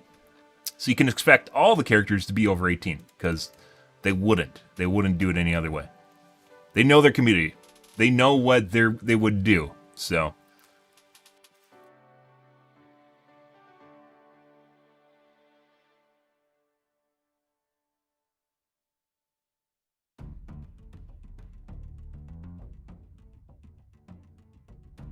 I sorted by the top of the month in the Not Safe for Work DVD subreddit, and 25 out of the 31st results, feet were either the focus or secondary focus. It's spreading, and you're next. Uh-huh. Some people are really into feet. I don't really get it, but some people really, really like feet and toes. Some people like body hair, too. To each their own. You know, you can like feet and toes, guys. You can like them all you want. And you can like armpits and body hair and sniffing pits, but yeah. Ears. Some people really like ears, too.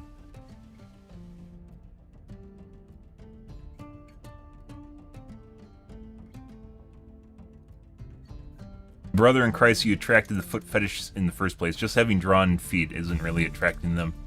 Dead by Daylight is a very interesting, very interesting community. You know, don't judge, right? But it seems an awful lot like the majority of people that play Survivor pretend they're dating the killer. And they made a dating sim based off of it, which I think was actually... I didn't play it, but like marketing as far as what they know from their player base, that was spot on. That was absolutely spot on. They made a dating sim. Yeah, because that's... it's the whole romanticizing basically a serial murderer, which is also why they get really angry when you just completely annihilate them as a killer.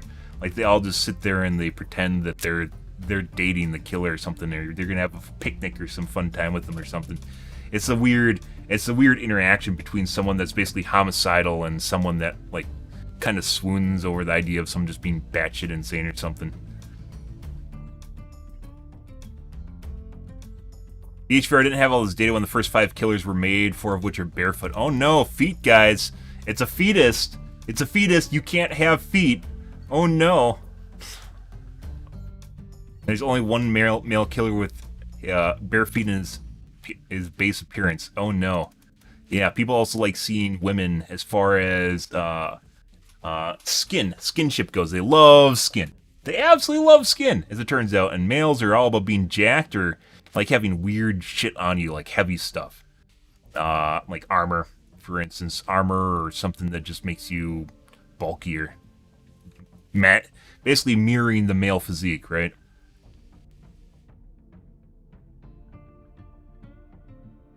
Oh no, you gotta show feet of guys too. I mean, there's some people that want to see guys' feet.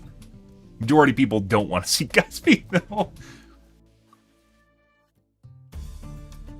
Dead by Daylight community, guys. I played Dead by Daylight for 2 years on Twitch. 2 years of my life I dedicated to this game, and I was a phenomenal killer, which is why survivors hated me. And probably why my channel didn't grow, because people just want to watch killers do... Oh.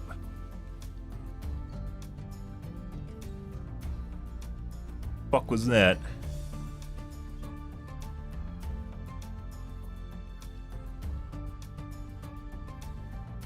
I think that was BattleNet. BattleNet on occasion does weird shit where it just, like, stops my computer from responding. I think it's when it updates something in the background. Like, one of these slides gets pushed and updated, and then it actually causes... like, CPU spikes, which actually frees my computer. You can see it right here.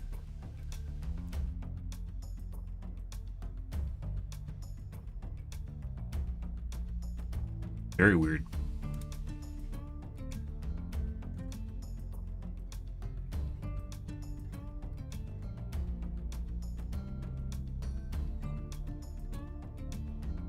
They need to add more mores for killers that trample you barefoot. They probably would add more mores to killers, but killers aren't the majority of the player base. The cosmetics, the demand isn't there, which is why they don't add mores, custom mores. Mores are when you execute someone basically in the game and it plays a custom animation.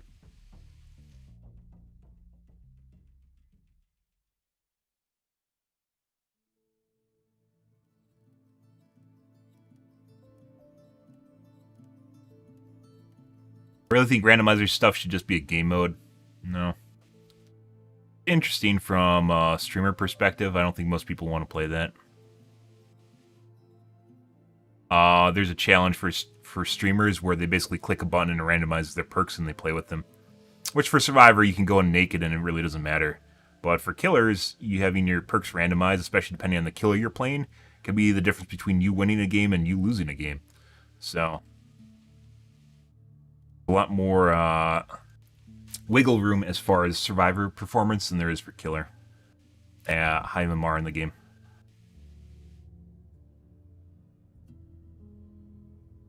We might go back to Dead by Daylight. I don't know. Okay. Let's move back to not looking at the Titan submarine. We're going to play some Overwatch tonight, guys. I think I got my performance issues ironed out here, but we will see.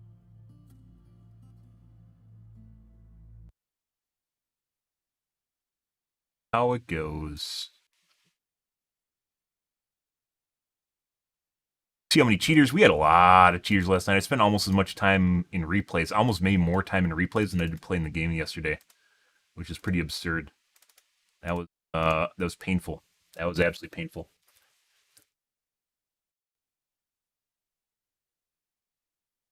Changed my 5 million game categories.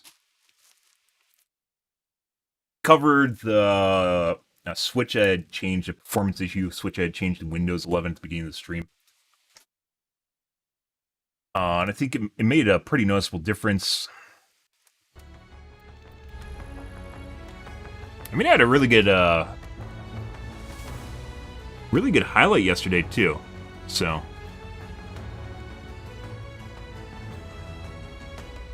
let's see.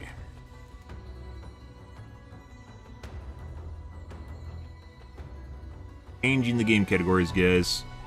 Off we go. Was I always in Overwatch 2 on? Oh my god.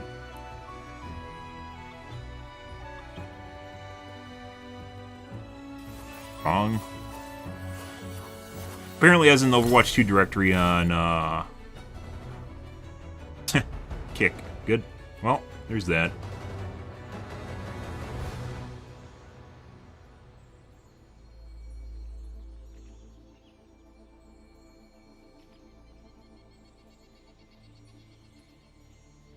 I swear I changed it to just chatting. Alright. Let's see how many cheaters there are tonight, guys. It was like 2 cheaters per game yesterday.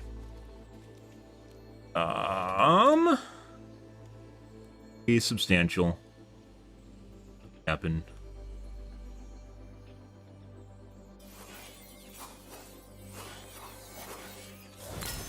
I know some of you guys like looking at my hands. Oh my god, look at the fingers, guys. God, fingers.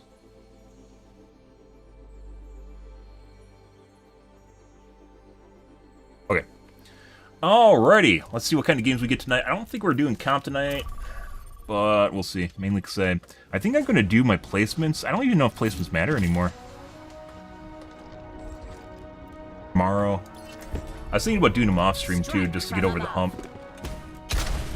Playing late night games are going to be all over the place in terms of the consistency of players you get, and you don't want to do a placement games when basically no one's playing.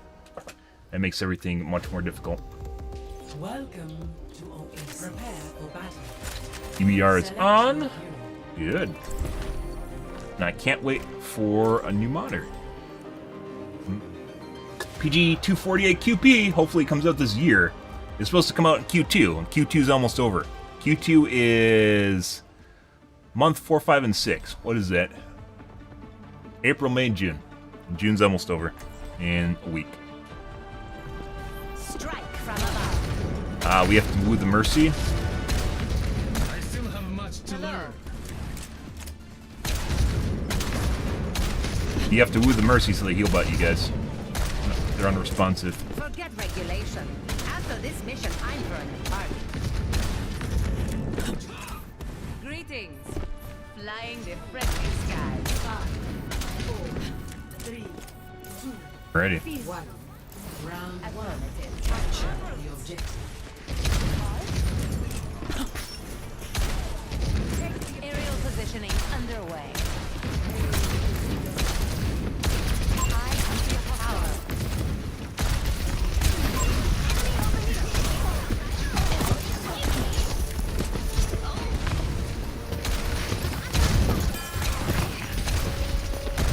go. Did not have a soldier? Meh. He just stood on my head and put a bunch of shurikens into my brain.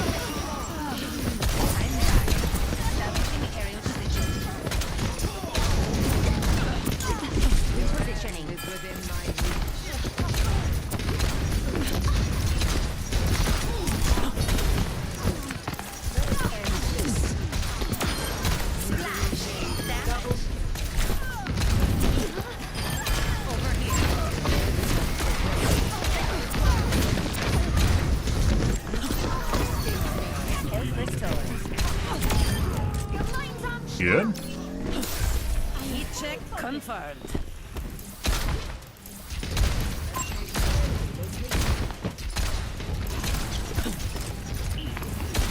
Go out on the side, man. Here it's safe over there.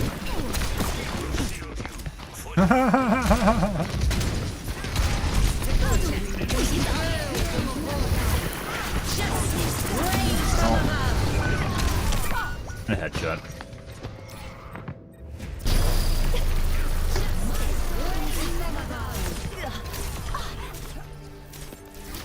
Direct hits are pretty poor. First game of the night, though. Maybe we'll be able to get our AC up. Our direct hit accuracy. Normal accuracy is not bad. Taking off.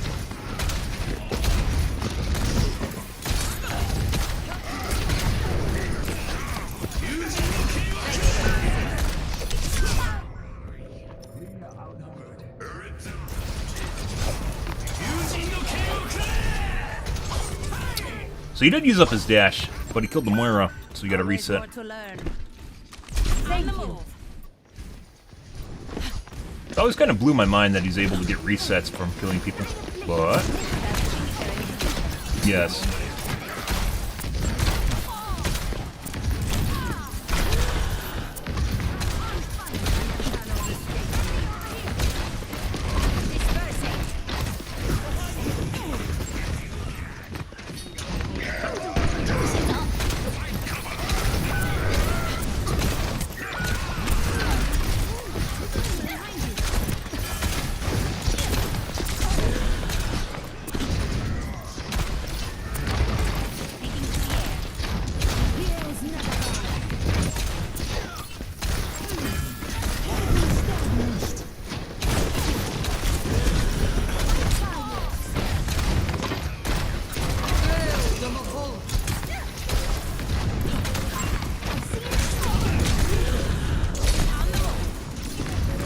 I need some help. Both the DPS are dead.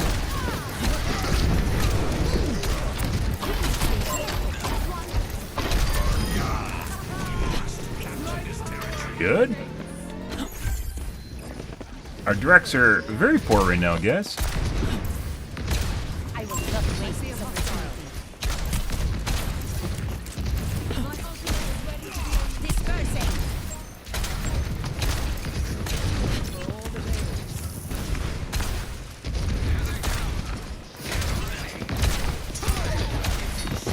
Blasted.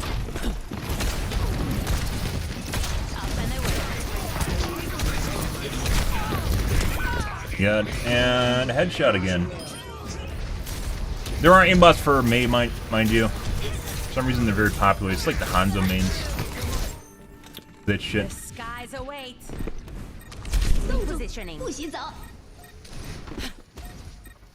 He is very accurate. She has the most damage on their team.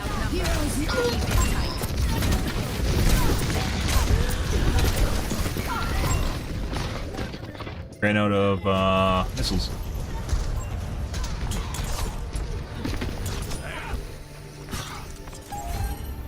Returning to battle. I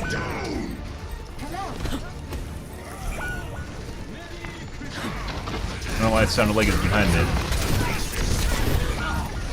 That was the Mei again. She finished me off, but we got pegged in the face by the Mei again. Pretty sure the Mei's cheating? We'll see though.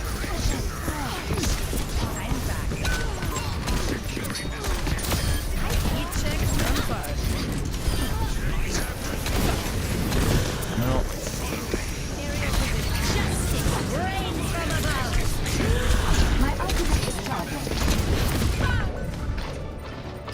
We're out.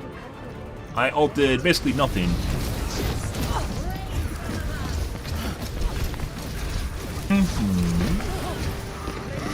I see.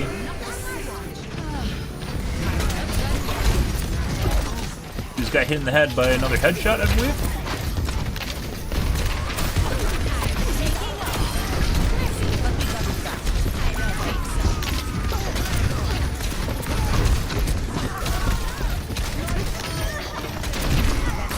World's longest overtime. For the healer, healer down. Gotta get rid of this guy before the healer comes back. There we go. Holy shit, guys. Yeah. Mei is continually hitting headshots. Yeah. Okay. See. All using the same stylized avatars. Let us proceed with haste. Master.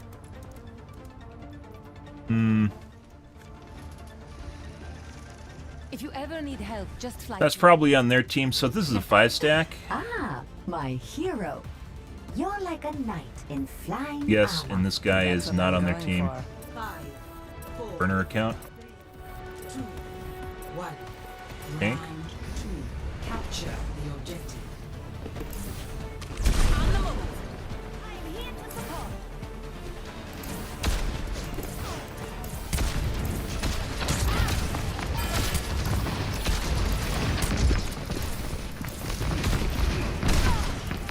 That's Mei. Sitting all their shots on Mei. First, green.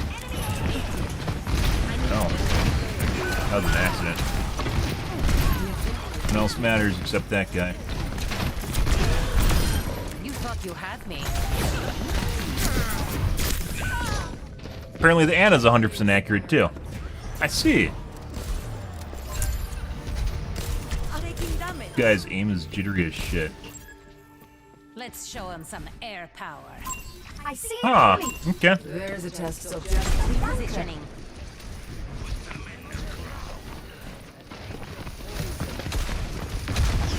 Normally when your hand is very jittery, you don't hit targets. That's why it's kind of weird.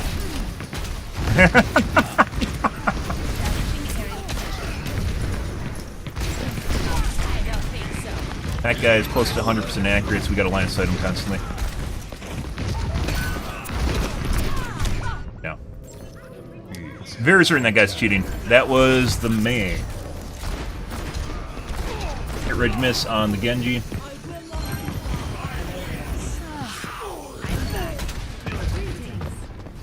Concussive out. Issuing an alert. Heads up. Ah, no, he's grouped together. Maybe not. Doing Ryan things.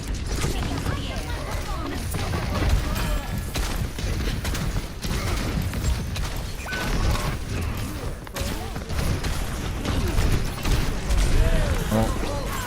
Oh.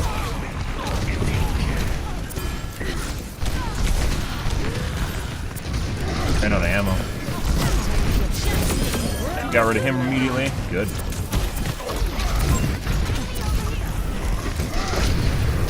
For the healer, if we can. There we go. Me.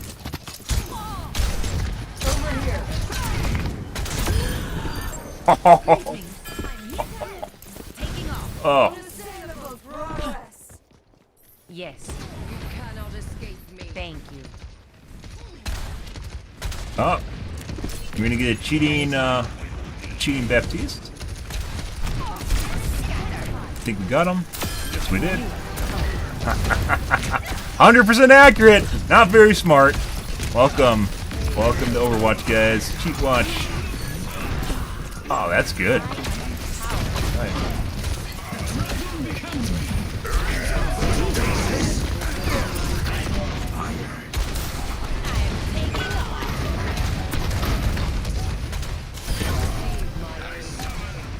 Hello.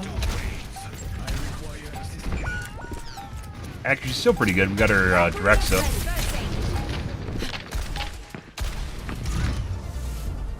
Nice. Yeah, so that we played off basically that McCree having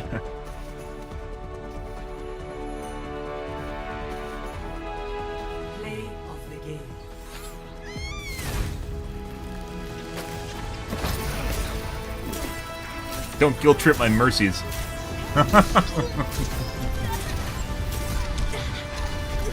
Oh, apparently my apparently my hand cam covers chat now, and we don't want to do that.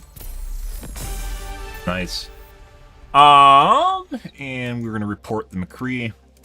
We basically played off of his misplays in order to keep him line of sighted or take advantage of mistakes he was making and kill him, which is this guy.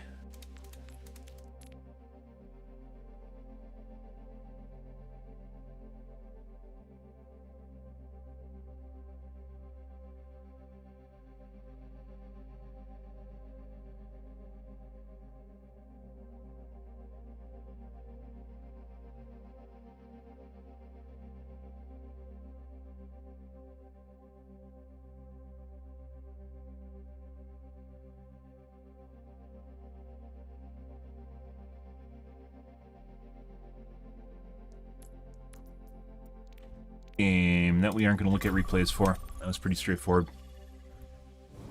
Anna also had something going on there, but she only killed us once, so small distribution of data set. For some reason, I think the game, so as far as cheating goes, guys, I'm pretty sure the game does not calculate enemy, like shots on enemies versus shots on teammates.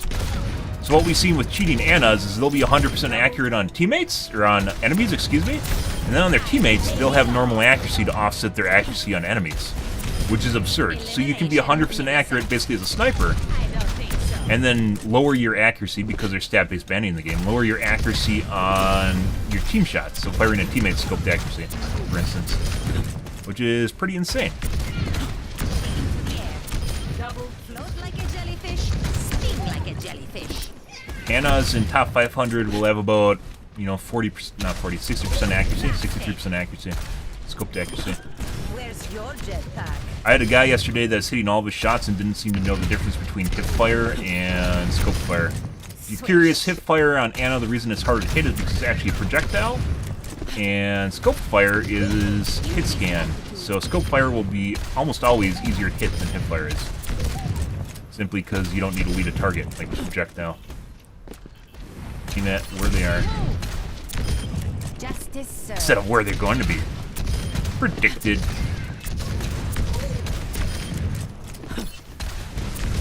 It's not just aiming at where people are going to be, too. You have to take into account whatever sort of latency is involved with your computer, as far as response time, and then obviously any sort of problems with your connection as well. Arriving at Watchpoint Gibraltar. Why I love projectile heroes.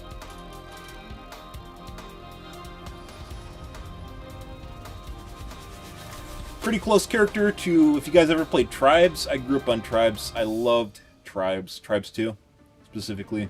Played Tribes 1 for a little bit, but that was a little bit before my age. It's like 12 or something. And Tribes 2 I played for like 3 years of my life, 3.5 years of my life. Very fun game, huge modding community, well ahead of its time.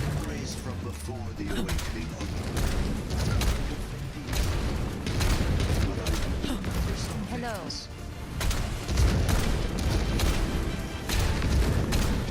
Oh, I live for this. Flying the friendly skies. Greetings. Hello there. Yes. Systems calibrated for maximum cooperative behavior.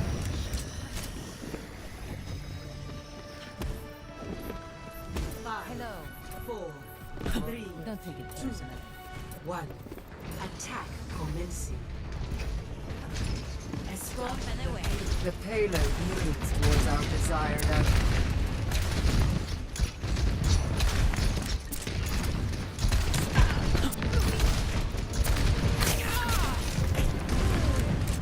Where's the Anna, guys?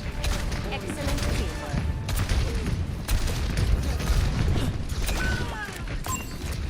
That's not where we want to be. Over here.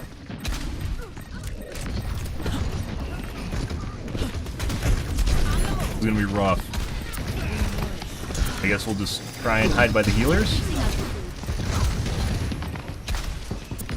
The payload advances as it should.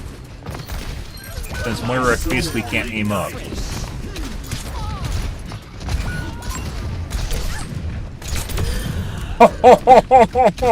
We just double hit that guy in the air. A Genji, too, at that.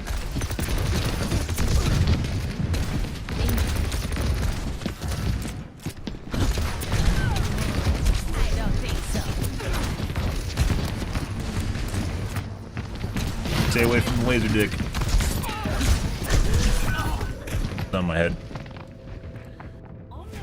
Good?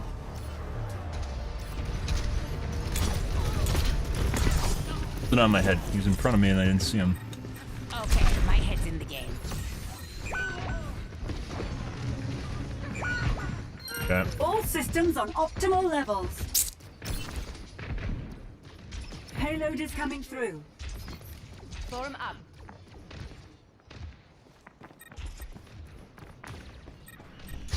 Dust them off.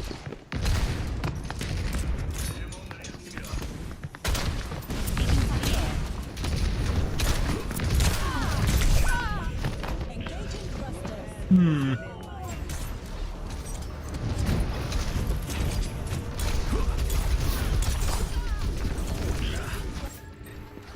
Also, again, I'm always curious how Genjis do like 200 HP full combos of your health.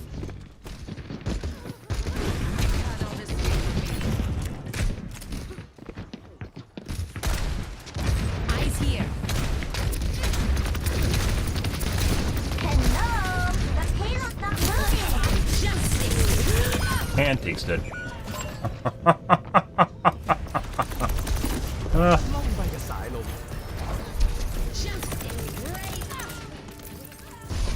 Which should allow us to win the push, unless, of course, our teammates just all die for some reason.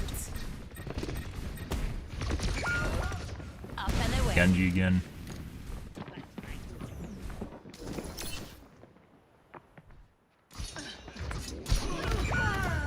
Many thanks. Junkrat's still in here.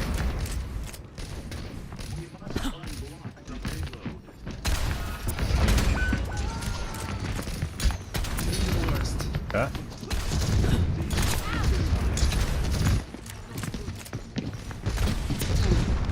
Bum it.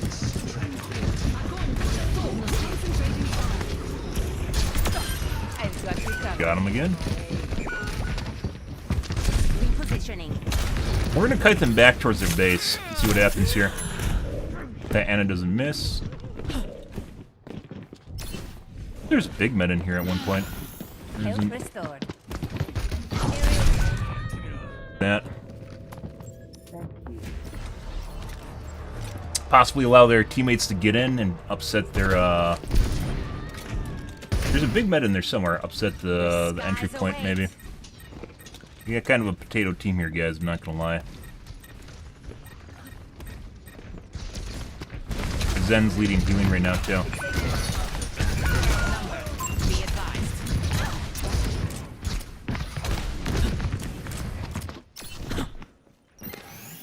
System repaired.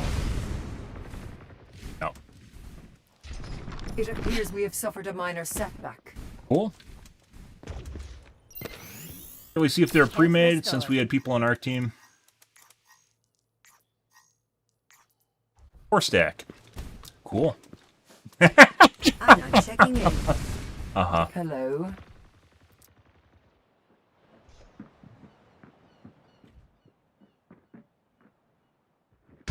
Fun. Like, leaving and rejoining, or leaving and starting a new game might not even, like, even, depending on what kind of teammates we get, the backfields might actually work out. And wait and see. Same people. Greetings. Moragwitch. Hello. We have 2.5 minutes. We actually got the first point pretty fast. Our Moira had less healing than the Zen did. Now.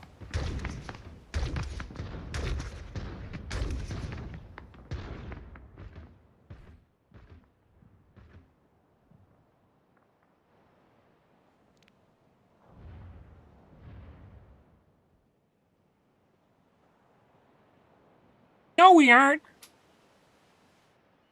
Baptiste here. Okay, so we aren't actually getting fills. We're just going to leave this game. Fuck this. I'm not going to sit there while basically the fills don't even decide to play the game. That's fucking waste of time because they're deciding whether or not they want to try. We'll just wait for... I'm going to go get water, wait and requeue.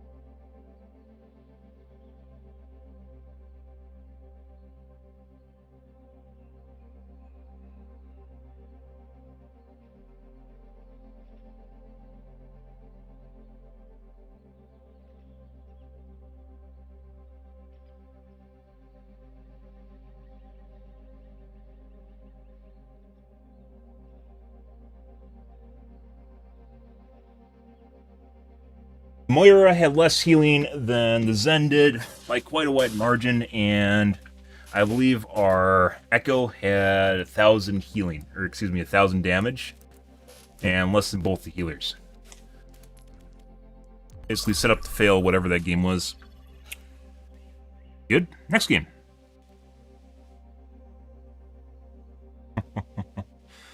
Let's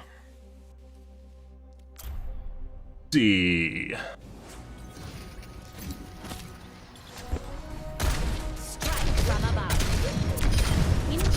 But yeah, doing placements like super late night placements just seems like a horrible, horrible idea. Which is why I've also been putting them off. That, and it's like one of those procrastination things where you just keep putting it off, and you keep putting it off, and you keep putting it off, and you don't want to do it because you're putting it off. Late night games are pretty terrible, though. Alrighty.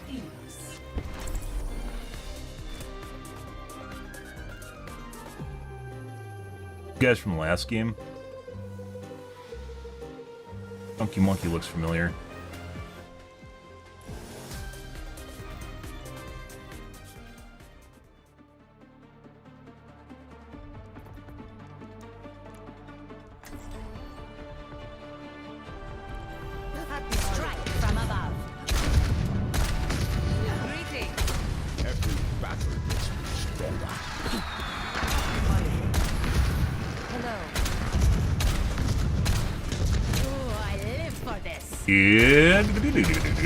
Good. Affirmative. 5, Flying the friendly skies. 2, Don't take it personal. 1. Round 1. Capture the objective. The Farah?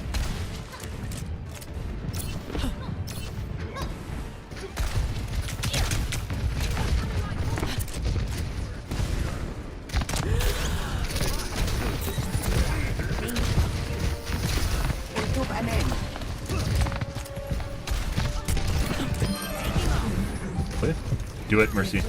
Do it. Oh my god. Ah! Got hit by the Hanzo immediately, as well as the Sojourn.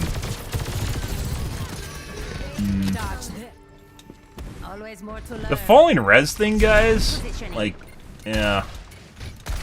I think it has longer distance than if you were to actually get pushed away.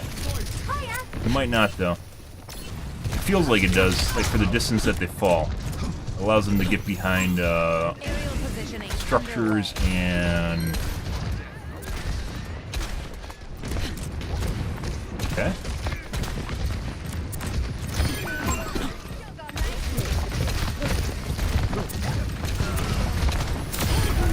Taking off. I see an enemy. Dynaplate is reached the target. In range of the objective. Form up. Yeah. Up and away. En route.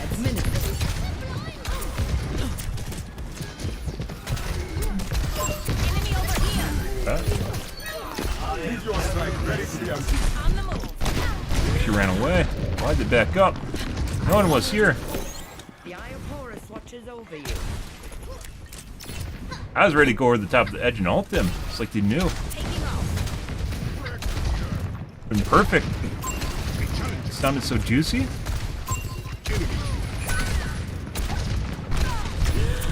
Very accurate, McCree.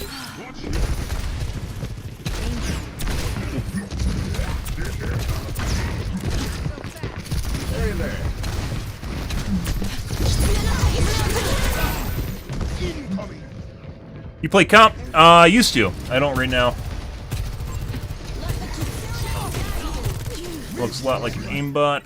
I see though. I was a GM and master in Overwatch 1, never really got back into comp in Overwatch 2. Spent a prolonged period of time just fucking around with my computer trying to get my aim consistent, which I never had a problem with in Overwatch 1. Much better. Which matters a lot when you try to put in really precise shots. Uh-huh. Excellent teamwork.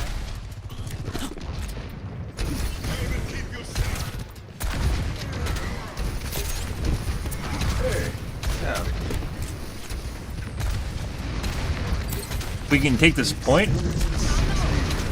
Aerial positioning underway. Cool. There we go.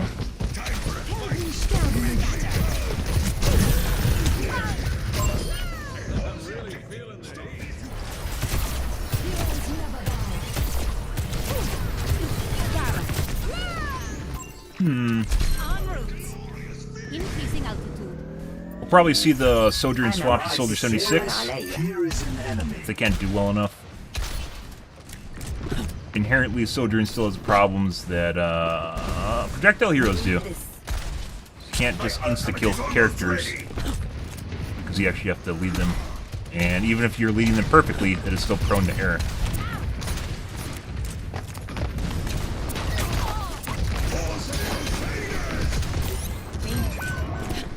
Bye, Reinhardt. I see an enemy.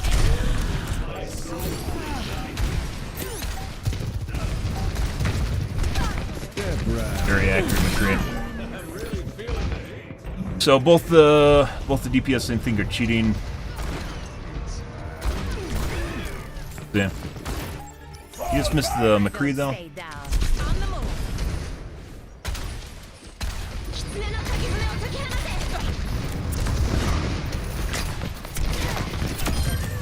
We're gonna res that. Got it. Got him. We should be able to take the objective back. Tank is well worth my death. Didn't expect a dog. I don't want to talk about it. Repositioning. Hello, round. Lovely. Sojourn, I'm more sure about than McCree. McCree might have just gotten a couple crack shots on us. Sick. 1-0.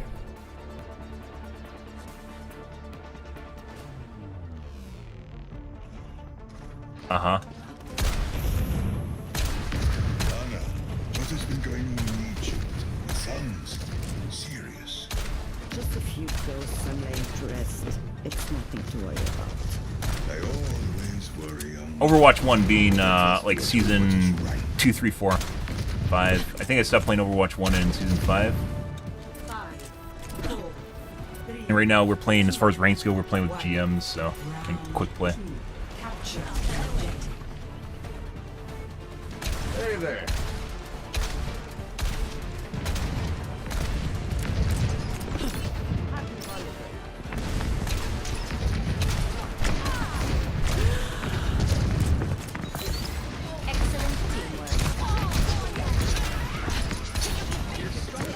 No,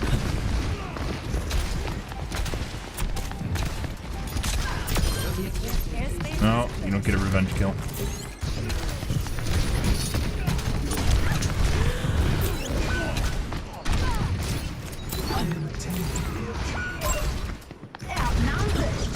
They finally got up there.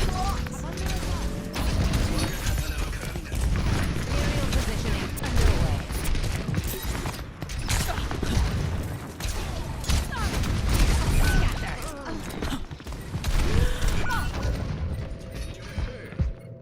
Good.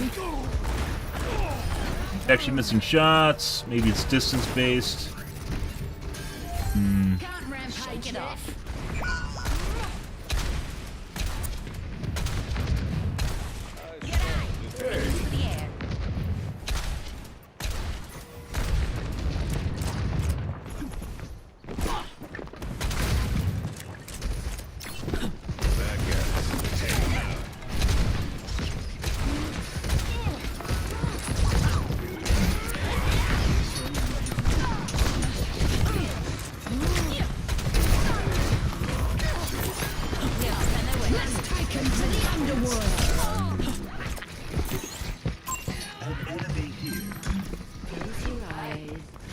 Oh! No, Anna, you bitch! That was my moment!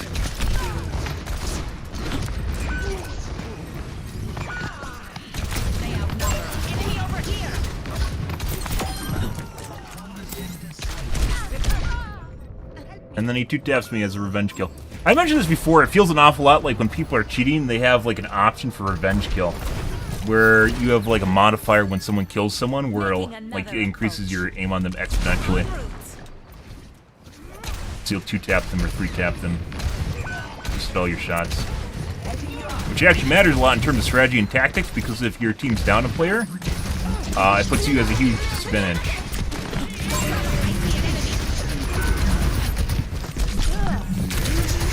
No, American ult. Oh, you just messed up the dash.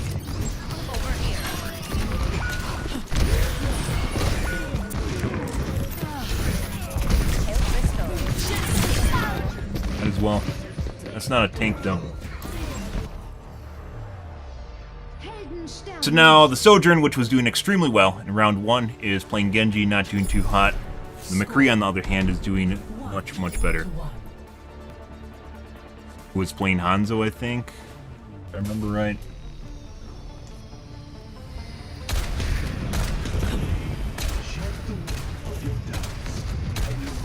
When the McCree's killing everything, you know, it's not just sitting a turret on the point like a Torbjorn turret. There's a lot you can do against that. Think you can keep up? Greetings. Negative. Happy holiday. 5, 4, 3, 2, 1. Yes. Round 3. Capture the objective.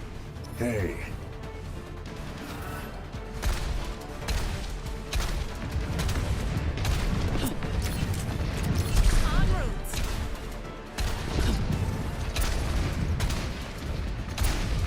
He's definitely a lot less accurate. It's like 30 feet or so in game, maybe 50 feet. I don't think so.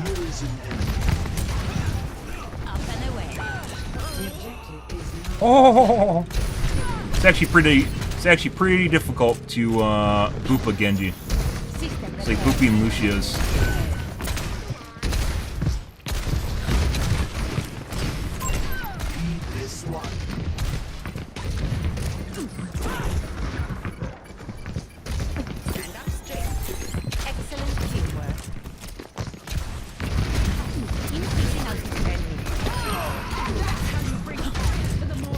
Wants to res that shit.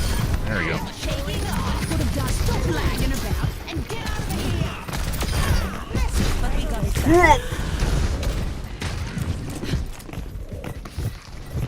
Near the fucking. There she is.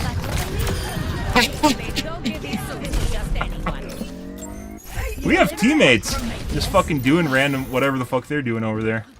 No, I just stole his medkit.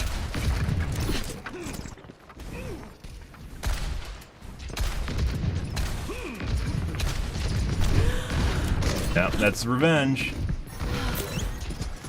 That. Yeah, it seems like the McCree might have a distance-based aimbot. He is very, very inaccurate when he's outside like 50 yards, and then he goes back to 2 and 3 taps.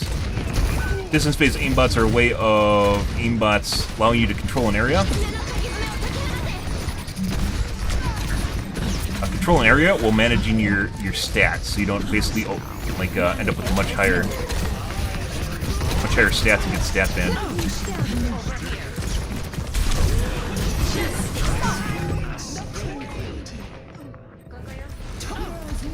Say it's about 50 feet or so. 40 feet. I don't want to talk about it. Take this. He can't hit shit at range.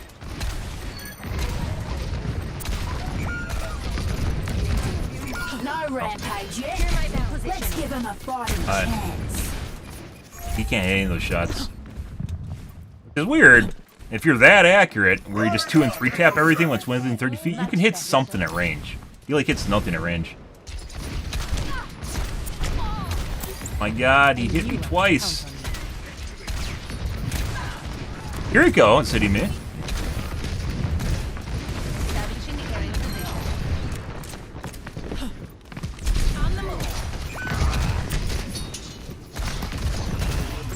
Oh my god.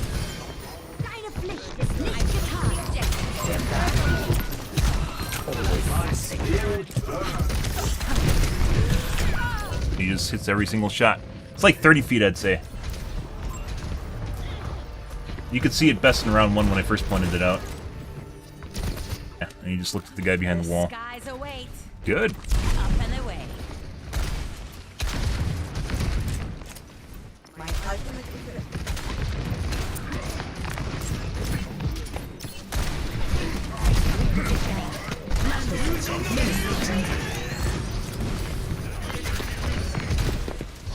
Thought he was gonna dash for me and he didn't.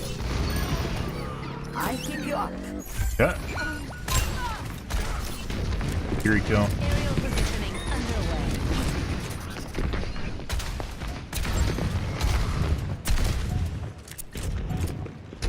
Not.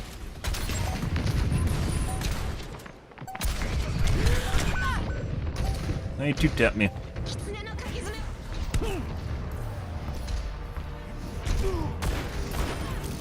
For him. It might not even be distance-based aimbot. It could just be one that's based on RNG. There's all different sorts of ways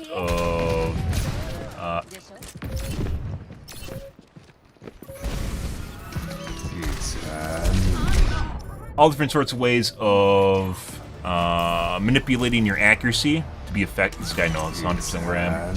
Manipulating your accuracy while at the same time still being very effective. So you could have like, I think McCree's in top 500 are at like 42% accuracy-ish.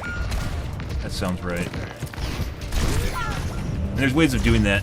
So we're gonna take a look at the Sojourn. I'm pretty sure the McCree is, very certain the McCree is cheating. Yeah. You can't have, guys, you can't literally just 2 and 3 tap shit and then hit absolutely nothing for like 20 shots. That's not the way the world works. Take a look at this guy's rank, see what he is. Probably GM. Can't tell. Take a look at the Sojourn, since he swapped off Sojourn and you can't really tell with Genji.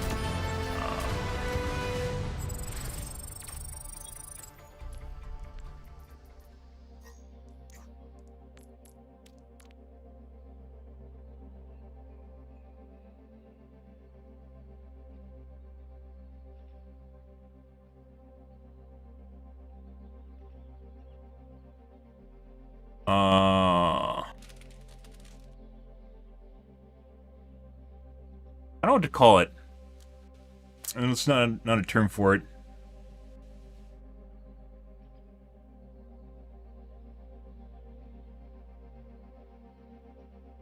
A manual top? No way. It's definitely distance based.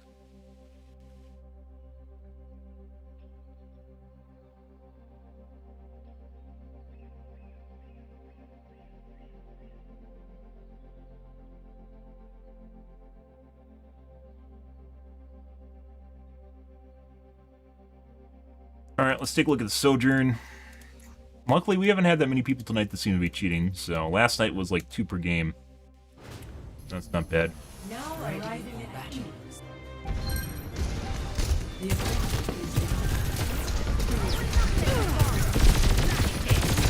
Three killed me. First time.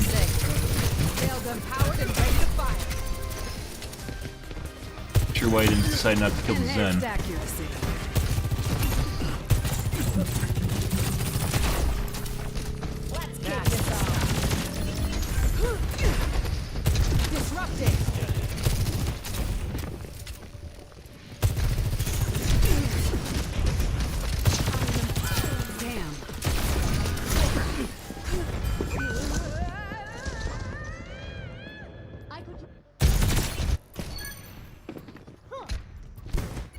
Soldier 76. Going too far?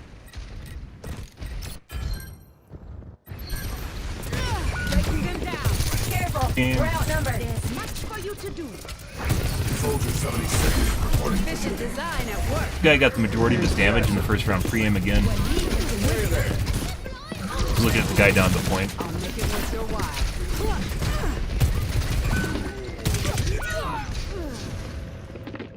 Come on, Vivian. Get yourself together.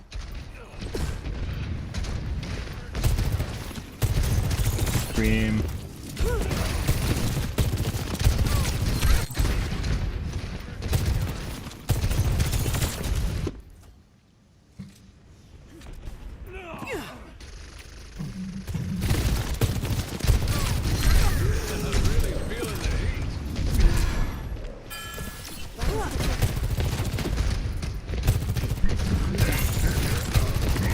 Not so fast.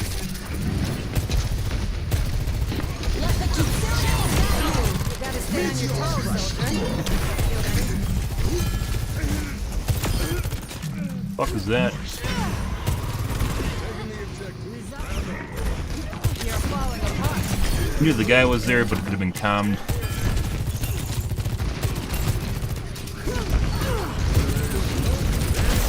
I'm on fire.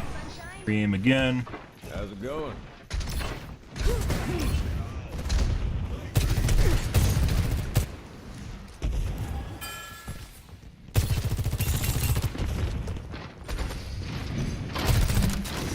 Area denial.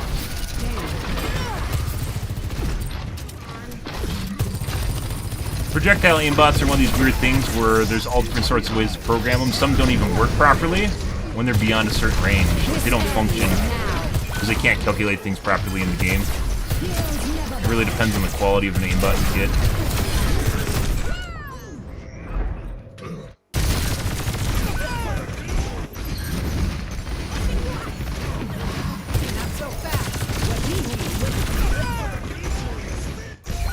Because projectiles actually involve math in your head, or math in general, for leading targets. They won't quit. Neither You will can't just I. aim at the target. Re-aim again.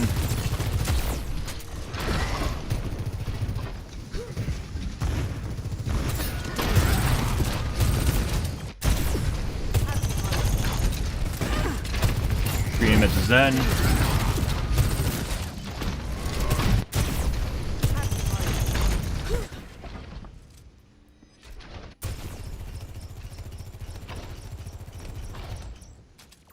There. Very certain this guy's cheating. Accuracy, like what we're looking at right now, is basically his accuracy. So I'm kind of curious about this. There's like multiple different instances. That one he's looking directly at the Zen. I'm on my game.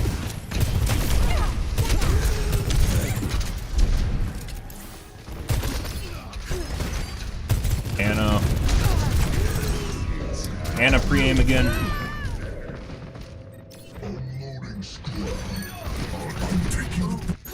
Might have to adjust my approach.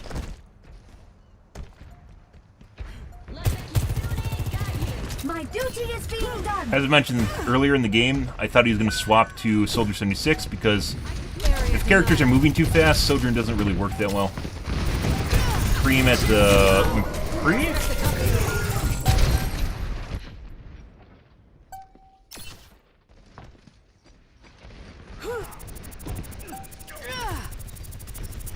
Always curious, like the most notable thing, guys, is when people look at walls instead of covering angles. Step ladder. This is what I call into the iris. I believe we went Genji in the next round immediately. I'm not a Yeah. We're not gonna be able to glean much from this. Like, we'll be able to see maybe more pre-aim. Depending on the kind of cheat he has, some will actually aim directly at your model, which makes comboing very easy. Other ones will actually attempt to lead. Sojourn was basically the best example to see there.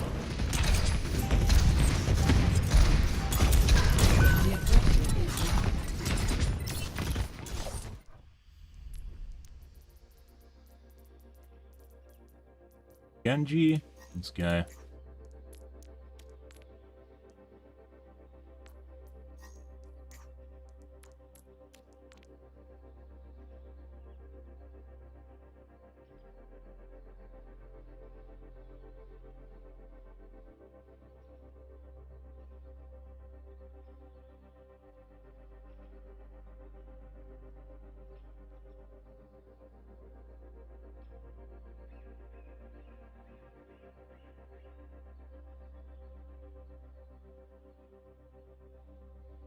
Okay. Figured out. Next game. Good.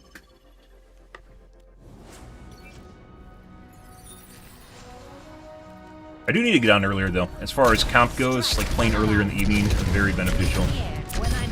Or late in the morning. I can't stream. I used to stream from about 4 in the morning to 8 in the morning or 9 in the morning. 4 to 9, 4 to 10.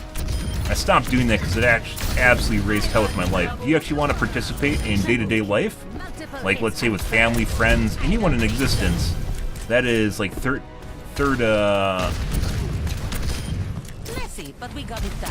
shift is horrible. Because every time I'd want to do something basically in the afternoon, I'd have to reverse my sleep schedule. And that raises hell with you. I met a lot of really cool people from Europe during that time period that still stop by my channel. But like right now is like during their work day, and earlier in the evening is when they're sleeping, so you don't really get a lot of that. Like prime time to stream is usually around like afternoon in the US because that's nighttime in Europe. People in Asia usually do not want to watch English speakers, they want to watch whatever's in their country.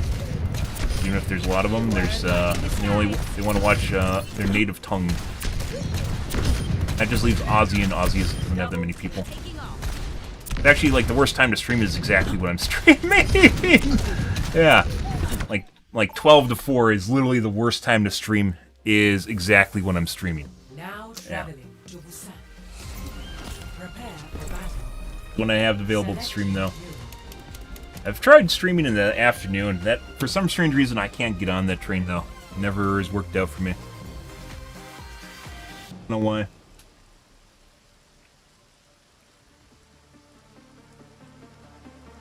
I should. I definitely should. Oh, do we have to woo the Mercy, guys? Oh my god. If you ever need help, just fly to me, Angela. My hero. Woo the Mercy? Oh yeah. Have to get that heal bot. Acknowledge her dance. Acknowledge her dance. Affirmative.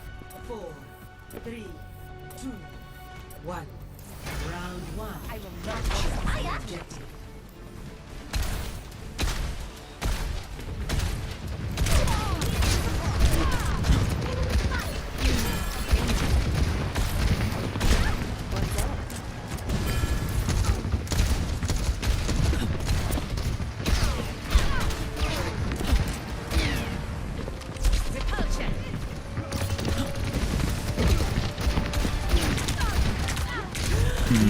BAP is very accurate, as are the other hit scan.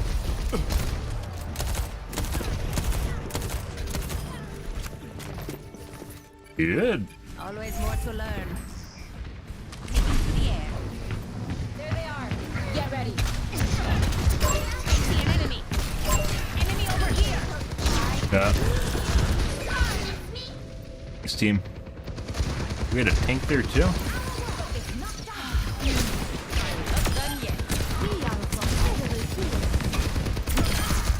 kill.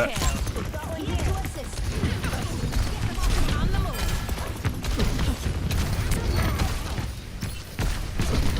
Ran into me. There we go. I see an enemy. Enemy over here. My ultimate is I will not waste this opportunity. Running into that. Enemy here. I'm fully focused. Repulsion. I've mentioned this before. When Soldier runs, it seems like his hitbox gets smaller. I swear to God, you are less likely to shoot Soldier when he runs away. Like his hitbox just gets smaller. Like they programmed that into his model.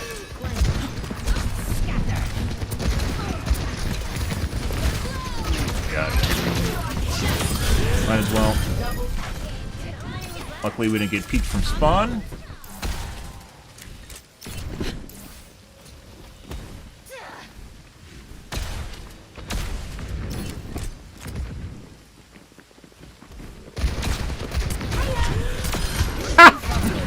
Yeah, I love when people literally just run. They try to get line on sight on you so hard, you can literally predict where they're about to. I ran out. Oh my god. There we go. Like, they try to kill you so hard, they just W key into line of sight on you, so you can predict from a wall, you can predict where they're actually going to run out based on being at the exact angle to get line of sight on you. So then you can plant missiles where they're about to be. Because you know where they're going to be because they're trying to get line of sight on you. Repositioning. By the way, I'm at the height of my performance. Heroes never die. Over here. I mean, sure.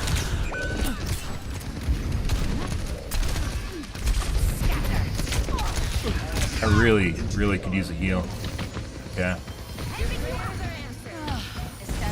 No one there. No, we're dropping down.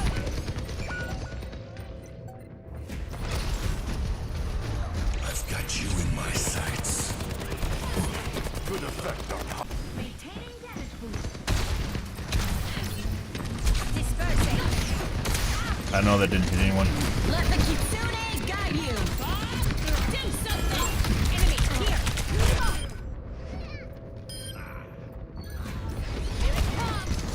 Oh, we had line of sight. We did not, apparently.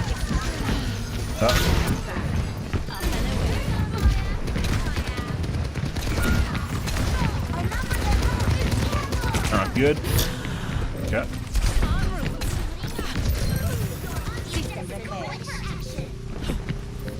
What's up? On the move. I'm with you. Greetings From nature.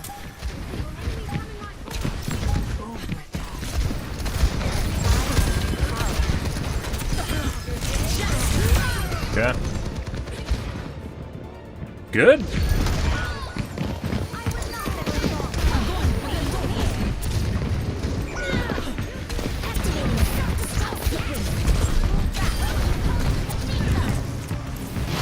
Oh, probably shouldn't play around with fire.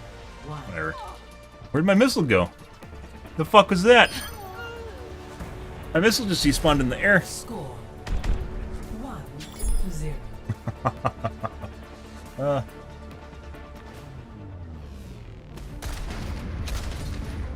47-12. Not too bad. Much better Overlord. than the way things were going before. I know. Don't sell yourself short. I've seen you in action. Lord. Wouldn't actually give that an Overwatch character's name. 5, 4, 3, 2, I will not waste One. this opportunity. round 2. Capture the objective. This is our opportunity. Let's not let it go to waste. Continuing damaging. Standing on power. Increasing output. Enemy turret down.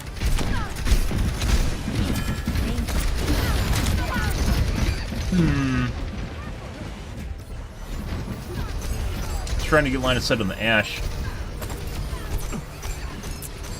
Huh. Shake it off.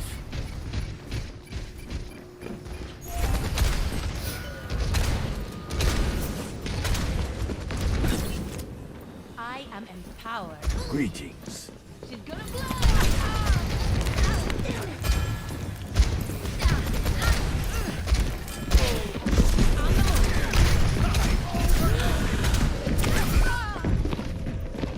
And Zen again. Was that the BAP from earlier?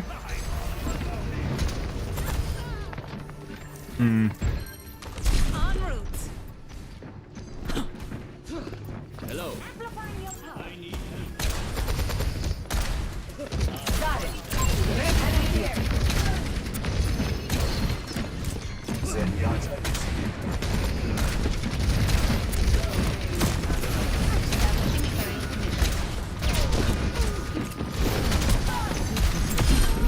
I'm dead. Ash, also very accurate. I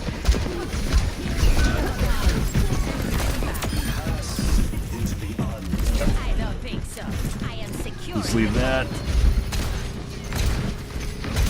Enemy turret ahead. On the way. Enemy turret. Yep.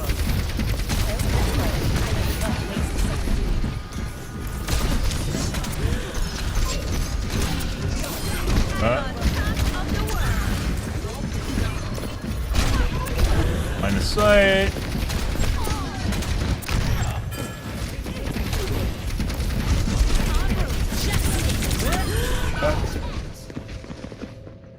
They have a Mercy, they don't.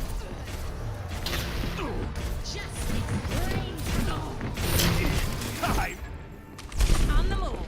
There's much for you to do. Enemy turret ahead. I need help. Don't yell.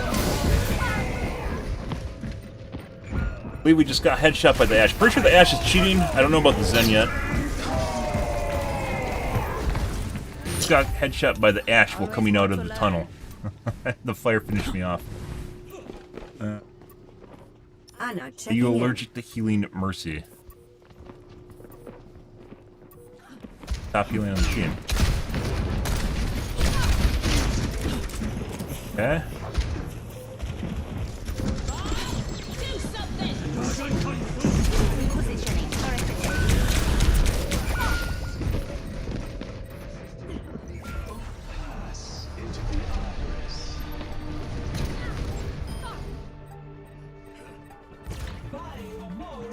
Okay. Good. Score. There goes one of our healers. Oh, a tank. 1.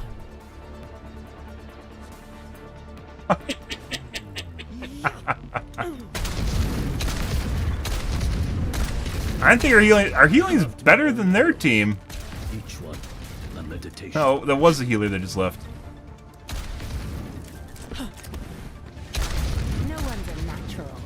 We all have to put in the work.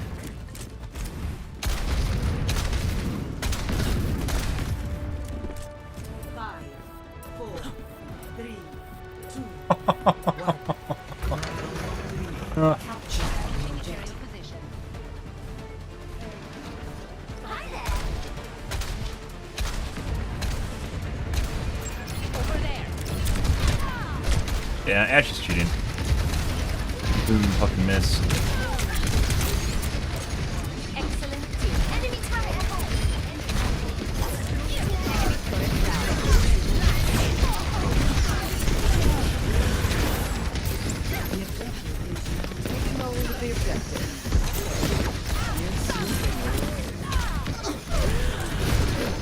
Fucking have to deal with this while dealing with the Ash. I'm taking the objective. Converge on me. Taking off. Make it? She didn't actually make it. Good.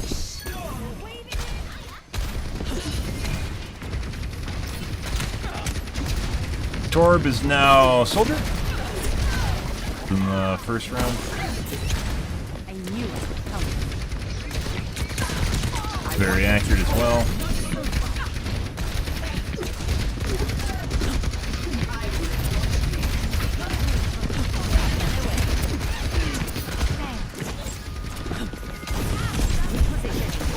This guy just has a hard on for me. Fine.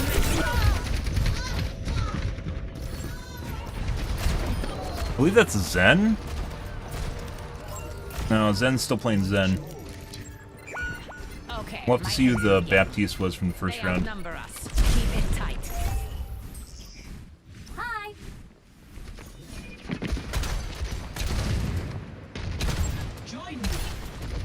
Okay.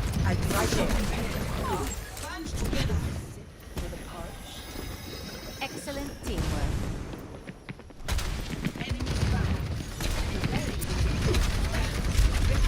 Bye. Where's your jetpack?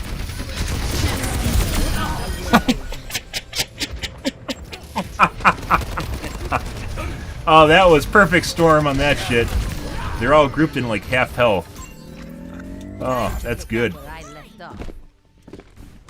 Nice. Establishing aerial position.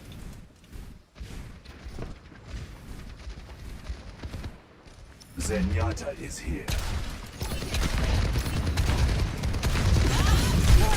Cool. Oh, they're out for revenge.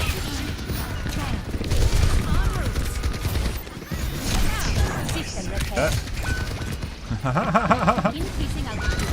Oh yeah? He wasted his whole while doing that too.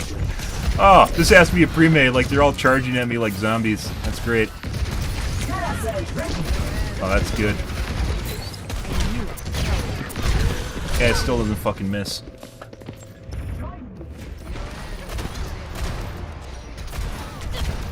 The reg miss.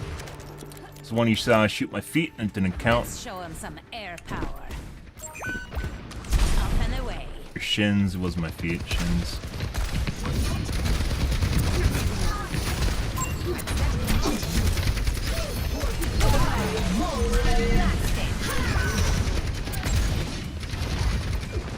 Meet your fate.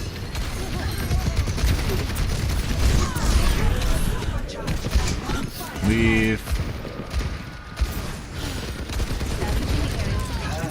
We have to kill that that Ash. Way too accurate.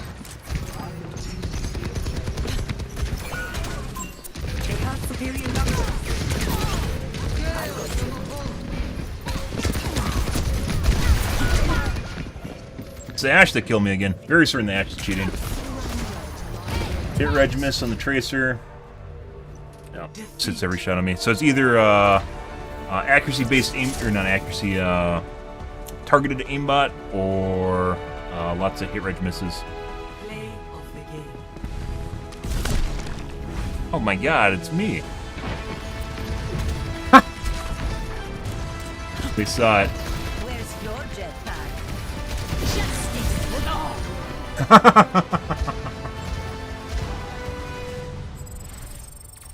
Okay, we're gonna report Ash. I think the soldier is normal. Very harassy though. Let's see. At least 2 stack, probably more. We didn't check in the game. And this is probably a burner account. No profile picture, no banner, nothing.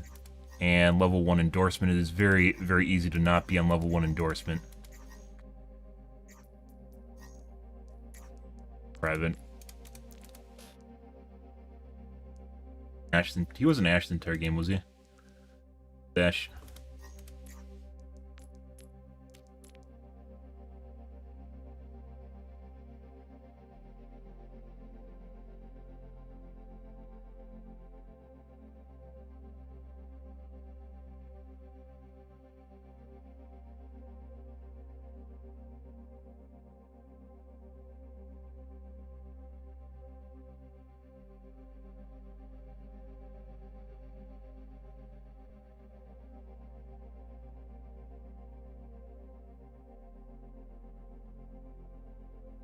Okay.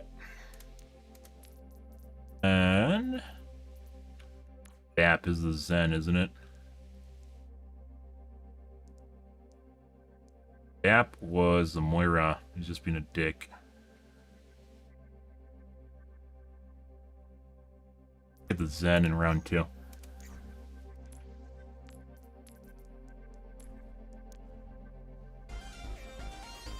Ready for battle.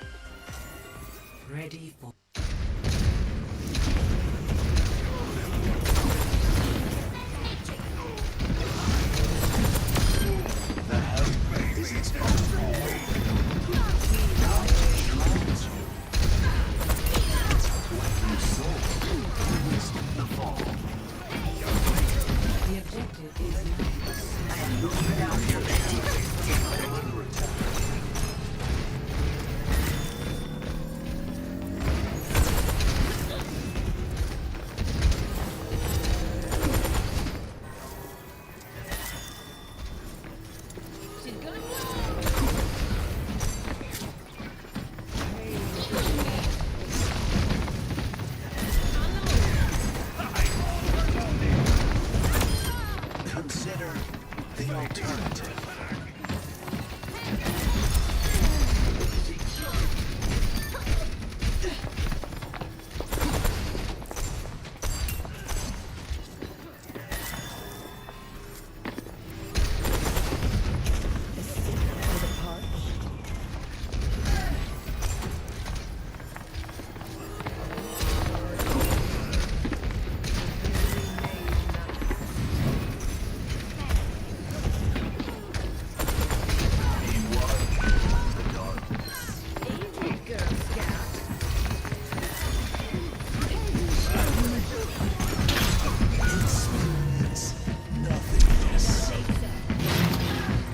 We must protect the objective.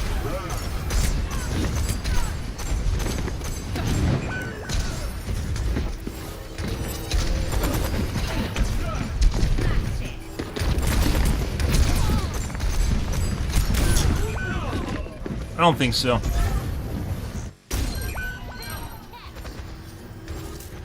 Guy's getting some cheeky kills on me with his shotgun orbs.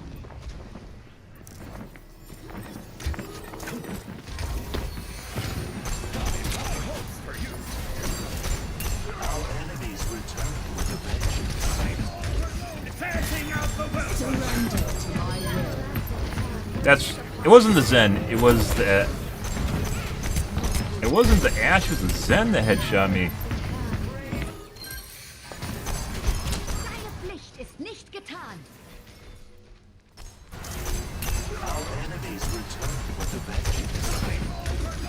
Setting out the welcome mat. Surrender to my will. Tell the devil I said howdy. Sounds like the Ash also shot me though. Surrender Yeah, I mean, to my will. Tell the devil I said howdy.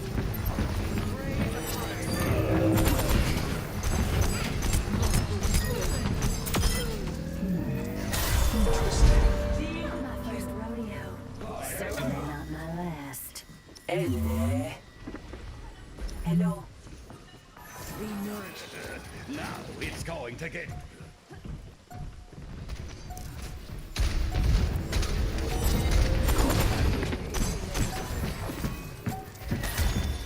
Get in there, Bob.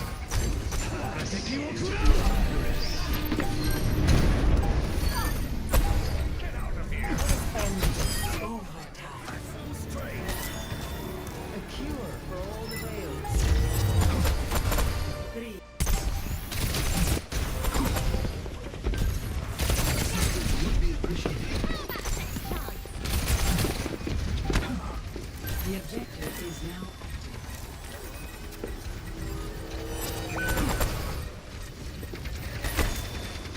Okay. Alright. I think we're fine with it. Alrighty, guys. We're going to call things here tonight, guys. I do need to get on earlier, and we do need to do placements so we can go back into comp.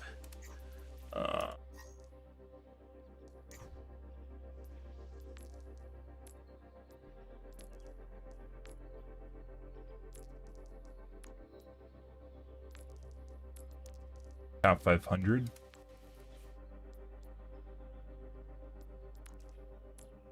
Curious though.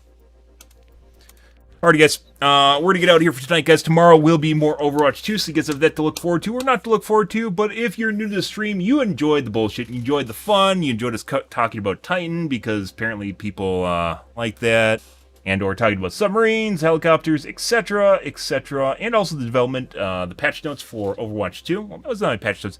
The dev blog. We haven't been covering the dev blog mainly because it's so light on information. There's like only one sentence in there that was of meaning. There's team comp coming, which I think is going to be a failure, and they're also postulating, or not postulating, theorizing, or contemplating they're contemplating doing solo comp, which I think would actually gain a lot of traction. And assumedly they do team comp and solo comp as two different queues, which people would actually be very interested in. Mainly because team comp would be 2s, 3s, hopefully 2s, 3s, and 5s, and solo comp would be obviously just a bunch of solo players.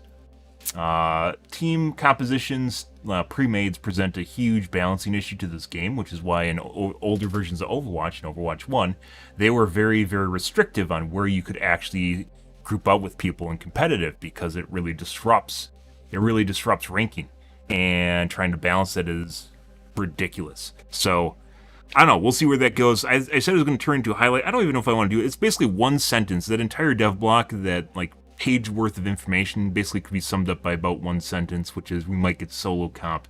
So I don't know if that's worth a video or not. But yeah, we're going to call things here for tonight, guys.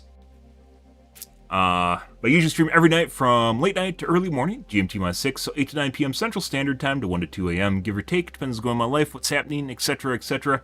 As of late, it has been pushed back, usually from 11 p.m. to about 4 a.m., or 12 to 4, depends on when I start, depends on when I have free time. But yeah, we're getting out of here for tonight, guys. Make sure to hit the follow button on whatever your select platform is you are watching. I am streaming on Kick, Facebook, and also YouTube Live currently, and we'll continue to do so into the future for at least a couple months here. Might go back to Twitch, might not. Generally speaking, getting engagement just in general is always good, so we'll see how things go here, guys. But definitely going to be here for at least a half a year, and we'll see how things go. But alrighty, guys, I'm out here for this evening. Thanks for watching my stream as always, and I hope you guys have a wonderfully fantastic Thursday night and or Friday morning. Have a good day, guys.